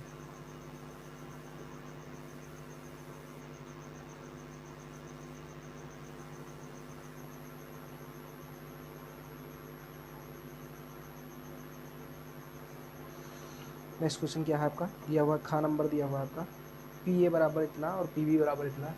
PA बराबर दिया हुआ है 0.4 और PB बराबर दिया हुआ है आपको 0.5। तो क्या कह रहा है यहाँ पर, परस्पर स्वतंत्र है, यानी कि PA जो है, A व B स्वतंत्र घटनाएं हैं, ठीक है, स्वतंत्र घटनाएं हैं। अगर A व B स्वतंत्र घटनाएं हैं, ओके, A व B अगर स्वतंत्र घटनाएं हैं, तो क्या पता करना है आपको, first number PA union B पता करना है, और सेकेंड नंबर पता करना है PA इंटरसेक्शन B पता करना है। ओके, PA इंटरसेक्शन B पता करना है। तो चलिए सॉल्व करते हैं इसको। अगर इंडिपेंडेंट होते हैं, ठीक है, क्या है आपका, अगर इंडिपेंडेंट ये होते हैं तो आपका क्या हो जाता है यहाँ पर, अगर ये दोनों एक मिनट, A और B स्वतंत्र घटना है, ओके, तो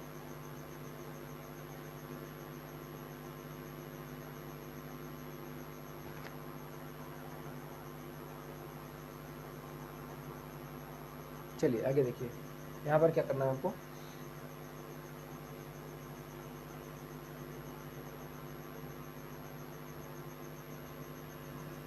दो स्वतंत्र घटनाएं, ठीक है, दो, अगर ये प्रोबेबिलिटी में कंडीशन होता है, अगर दो स्वतंत्र घटनाएं A व B, A and B are independent, मतलब उनका कोई एक दूसरे पे डिपेंडेंसी नहीं है, ठीक है, इंडिपेंडेंट टू ईच अदर, अगर एक दूसरे से स्वतंत्र है तो ये क्या होता है, ए इंटरसेक्शन बी बराबर क्या हो जाता है आपका, पी ए इंटरसेक्शन बी बराबर क्या होता है आपका, P A into P B, probability of A occurrence of probability of A probability of B. तो प्रॉबिलिटी ऑफ ए क्या हो जाएगा आपका, अब पता है आप निकाल सकते हैं ना, सेकंड वाला आपको निकल आएगा, यानी प्रॉबिलिटी ऑफ ए 0.4 है इंटू 0.5 यानी कि कितना आ जाएगा 0.20, यानी कि कितना आ जाएगा 0.2 आ जाएगा। प्रॉबिलिटी कितनी आई 0.2 निकल कर, P intersection A P A intersection B की प्रॉबिलिटी। ओके, अब आपको क्या करना है, पी ए यूनियन बी निकालना है, ठीक है। पी फर्स्ट नंबर, ये आपका सेकंड नंबर निकल कर आया। पी ए यूनियन बी कैसे निकालेंगे, पहले आप इसको निकाल लिया तभी आप निकाल पाएंगे। पी ए यूनियन बी अभी मैंने आपको फार्मूला बताया था, पी ऑफ ए होता है प्लस पी ऑफ बी होता है minus P A intersection B होता है, ठीक। अब आपको पता है अगर दो स्वतंत्र घटना है तो ये किसके बराबर होगा, ये इसके बराबर हो जाएगा, है ना, P of A plus P of B, और ये किसके बराबर हो जाएगा, P A into P B के बराबर हो जाएगा, है ना। स्वतंत्र घटना है तो ये इसके बराबर हो जाएगा, यही तो। अगर ये स्वतंत्र घटनाएं हैं तो ये इसकी वैल्यू कितनी हो जाएगी, इतनी हो जाएगी, अभी आपने पढ़ा है, इसको मैंने बताया अभी आपको, ठीक है। तो P A plus P B यहाँ से कॉमन कर लीजिए, बचेगा क्या अंदर 1 बचेगा यहाँ पर, और माइनस पी ए बचेगा, ठीक, 1 माइनस पी ए बचेगा। अगर आप ऐसा नहीं करते हैं, ये वैल्यू नहीं पुट करते हैं, तो ये आपका 0.2 जो है आपका क्या हो जाएगा, तभी आप निकाल सकते हैं। ओके, तभी वैल्यू आप पुट करके निकाल सकते हैं, कोई दिक्कत नहीं, लेकिन आप चाहें तो रख सकते हैं, वरना कोई दिक्कत नहीं। वैल्यू आप 0.2 डायरेक्ट यहाँ पर रख दीजिए। पी ऑफ ए कितना है 0.4 है, प्लस पी ऑफ बी कितना है 0.5 है, और 1 माइनस 0.2 कितना बचेगा 0.4 प्लस 0.5 इंटू 1 माइनस 0.8 कितना बचेगा 0.8 बचा, ठीक है। तो 0.8 अपॉन 10 ये 100 हो जाएगा, 5 20 जा 100, 5 4 जा 20, सॉरी 4 5 या 20, 4 2 जा 8, यानी कि 0 पॉइंट इधर कितना बचेगा 2/5, है ना, 2/5 प्लस 2/5 कितना बचे 4/5, प्रोबेबिलिटी कितनी आ गई 4/5, पी ए यूनियन बी बराबर, पी ए यूनियन बी बराबर कितनी आ गई प्रोबेबिलिटी 4/5, क्योंकि यहाँ पर 5 विषयम 100 और 4 पंचे 20, 4 दूनी 8, ठीक, ये बचा आपका, ठीक, 2/5 इधर बचा 2/5, तो ये हो जाएगा आपका आंसर 4/5। इसको आप नोट कर लीजिए, चाहे स्क्रीनशॉट ले लीजिए। नेक्स्ट क्वेश्चन की ओर चलते हैं। कह रहा है कि 3 बिंदु संरेख कब होते हैं, तो यहाँ पर संरेख के 3 कंडीशन है, आप इसका स्क्रीनशॉट लीजिए या फिर नोट कीजिए, मैं बता रहा हूँ आपको।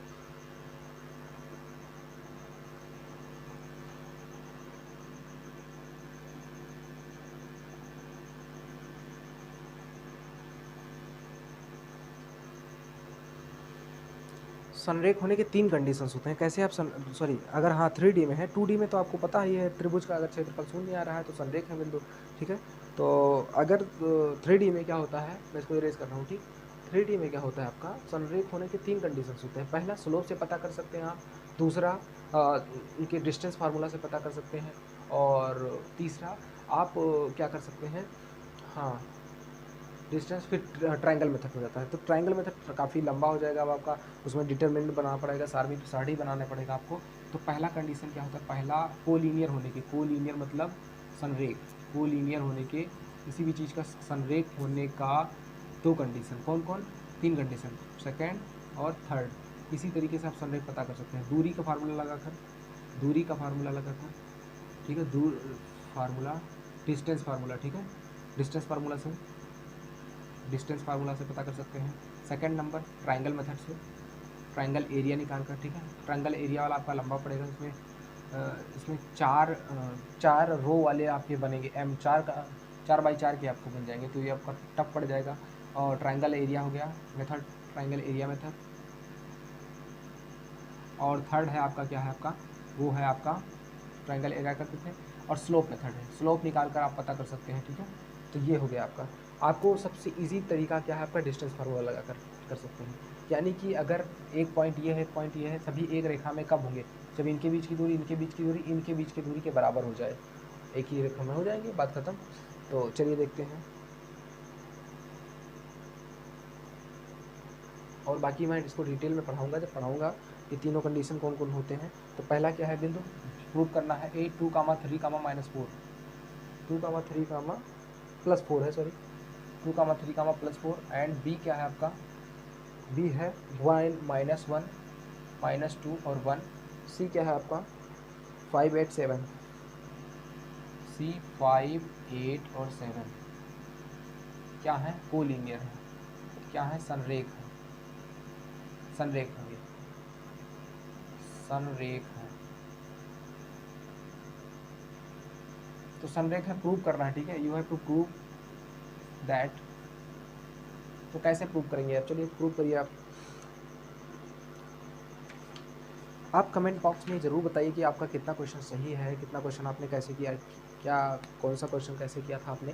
तो डिस्टेंस फार्मूला सबसे पहले आप ए बी निकालिए, ए बी बराबर क्या हो जाएगा, √x2 - x1 का whole square plus y2 - y1 का होल स्क्वायर। डिफरेंस होता है, कोई दिक्कत नहीं, चाहे y1 - y2 कीजिए, चाहे y2 - y1 कीजिए, प्लस z2 - z1 का होल स्क्वायर, 3D का डिस्टेंस का फार्मूला। तो निकालिए आप इसको, लगाइए। यहाँ पर क्या हो जाएगा आपका, x2 की वैल्यू क्या है, x2 की वैल्यू -1 और x1 की वैल्यू 2 है तो -2 हो जाएगा यहाँ पर होल स्क्वायर, प्लस y2 की वैल्यू क्या है, -2, y1 की वैल्यू 3 है होल स्क्वायर, प्लस z2 की वैल्यू 1 है और z1 की वैल्यू कितनी है, 4 है होल स्क्वायर। तो कितना हो जाएगा, √(-3) का होल स्क्वायर प्लस 9 और -5 का होल स्क्वायर प्लस 25 और इधर कितना बचेगा, 3 का होल स्क्वायर प्लस 9। तो कितना हो जाएगा, ये 5 और 8 13 और 3 4 और 5 53 आ गया ना,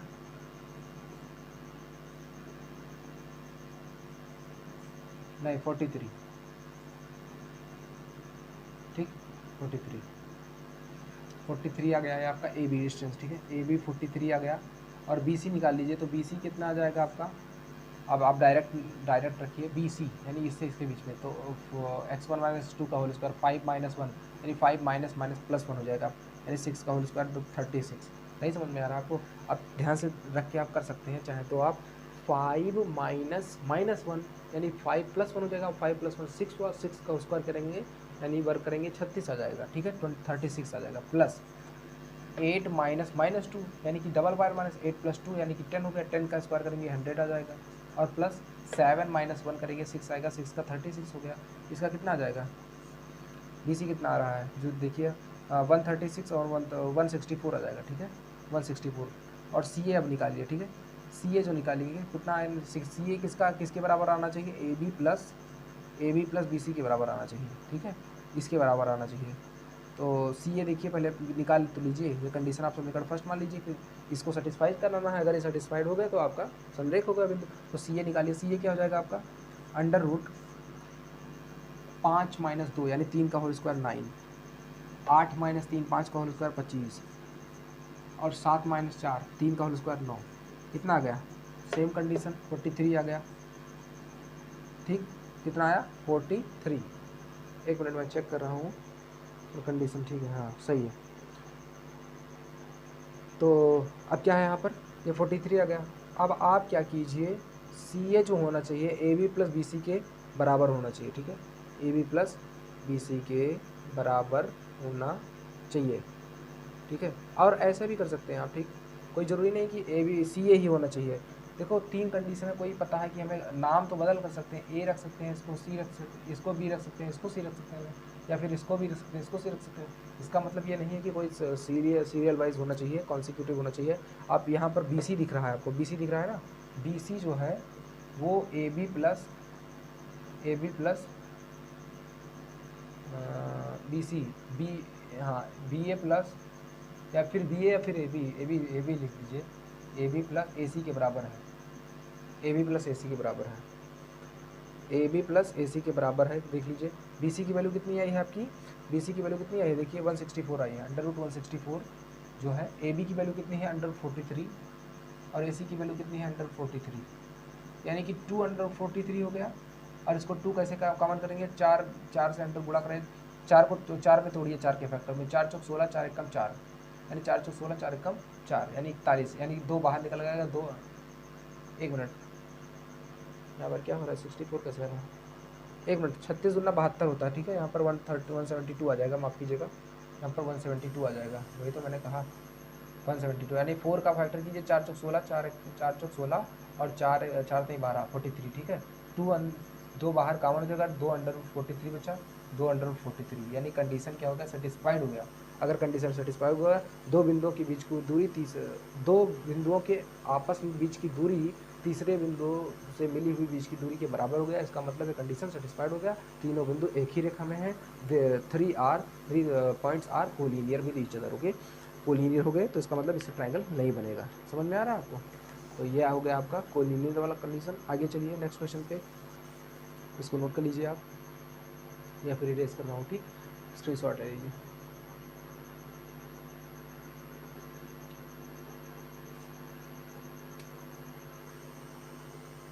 चलिए आप इस पर बने रहिए हमारे चैनल पर, और आप निरंतर पढ़ते रहिए, क्योंकि पढ़ाई ही एकमात्र वो रास्ता है जिससे आप कुछ भी ना इन्वेस्ट करके, आपको समय इन्वेस्ट करना है और अपना हार्डवर्क इन्वेस्ट करना है बस, और कुछ नहीं इन्वेस्ट करना है पढ़ाई में, बाकी पढ़ाई देती ही देती है आपको। और सारे बिजनेस हो गए, किसी भी चीज़ में आपको धोखा हो सकता है, फ्रॉड हो सकता है, पढ़ाई एकमात्र ऐसी चीज़ है जिससे आप बिना किसी चीज़ के इन्वेस्ट किए हुए, बिना समय और एक्सेप्ट टू समय time and hard work, no anything else you have to invest in this business, you can say this business or anything else, but this is the very good process to adopt respect and value, money value, okay, so पढ़ाई की तरफ आप अग्रसर रहिए हमेशा। आपका next question क्या है, under root x square plus 2x plus 5, okay, इसका क्या करना है आपको, इंटीग्रेशन करना है, ठीक है। तो इसको आप कैसे करेंगे, बहुत ईजी है आपका, ये आपका पूर्व का आपका घा है, पूर्व का घा, इसमें क्या करना है आपको, ये आपको लिखना है हल और शुरू कर देना है यहाँ पर हल चलाना शुरू कर देना है खेत में।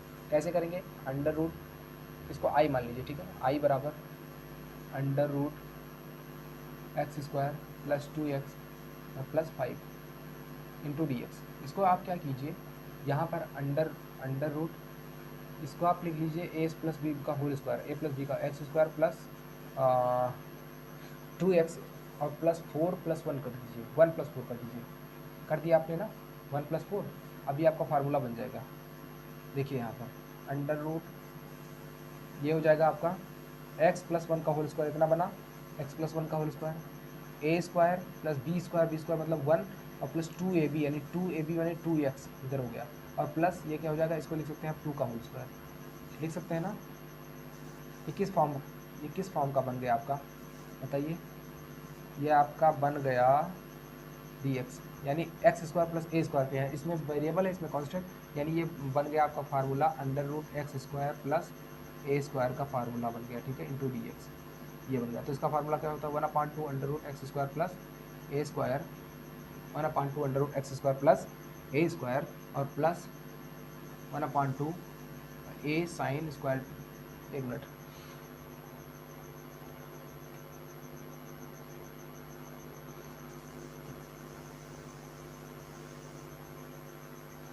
देखिए 1/2 एक्स है,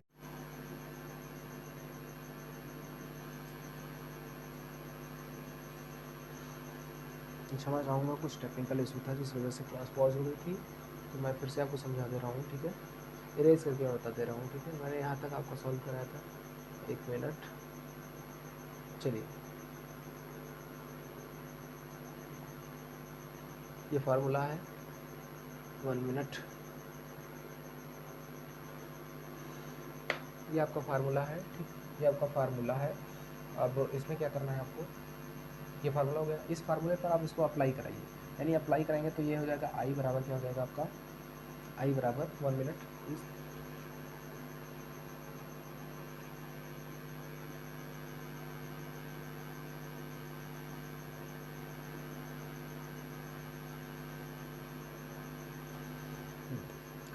ये हो जाएगा आपका आई बराबर यहाँ से आप x/2, x की जगह पे क्या है, x+1 है, ठीक, x+1/2 सेम सेम आप पुट कर दीजिए, x की जगह पर x+1 पुट कर दीजिए बस, बाकी 2 और अपन a की जगह पे क्या करेंगे आप 2 पुट करेंगे यानी 2 का स्क्वायर करेंगे, a की जगह पे 2 पुट करेंगे यानी 2 का स्क्वायर करेंगे 4 आ जाएगा, प्लस एक्स स्क्वायर यानी x की जगह पर x+1 पुट करना है, x+1 का होल स्क्वायर कर दीजिए, ओके, फिर plus a² log mod of x की वैल्यू क्या है x+1 है तो पुट कर दीजिए x+1 plus under root x² plus square या फिर a² plus square a² plus x², a²। अगर इधर आपको नहीं दिख रहा है तो सेम चीज़ मैं इधर लिख दे रहा हूँ आपको, ये सेम चीज़ मैं इधर नीचे लिख दे रहा हूँ, अभी फार्मूला इधर अप्लाई कराऊंगा तो समझ में आए, 1/2 log x plus mod of x plus under root a² plus square, a की जगह पे क्या है 2 का स्क्वायर करेंगे 4 आ जाएगा, 2 का स्क्वायर करेंगे कितना आ जाएगा 4 आ जाएगा, प्लस ना a² प्लस x² की जगह पे क्या है x+1 का होल स्क्वायर आ जाएगा, तो ये हो गया आपका प्लस c। अब आप इसको आगे सॉल्व कीजिए x+1/2 और ये अंदर क्या बनेगा आपका वही बन जाएगा, सेम चीज़ बन जाएगा x² प्लस 2x और प्लस 5 बन जाएगा, ठीक, और प्लस a²/2 log x+1 यहाँ पर a² नहीं रहेगा, a² की जगह पे क्या रहेगा 2 का 4 करेंगे ये कितना रहेगा 4/2 करेंगे 2 आ जाएगा, क्योंकि a की वैल्यू 2 है, 2 का स्क्वायर करेंगे 4/2 करेंगे 2 आ जाएगा, x+1 इसको कर दीजिए और प्लस ये अंडर रूट, ये सेम चीज़ तो है, सेम चीज़ तो लिखा है जो मैंने अभी यहाँ पर किया था ब्रेक किया था, तो ये हो जाएगा x² प्लस 2x प्लस 5, तो ये हो जाएगा आपका आंसर, ये आपने इवेलुएट कर लिया है, ये आपका आंसर हो गया, ठीक है।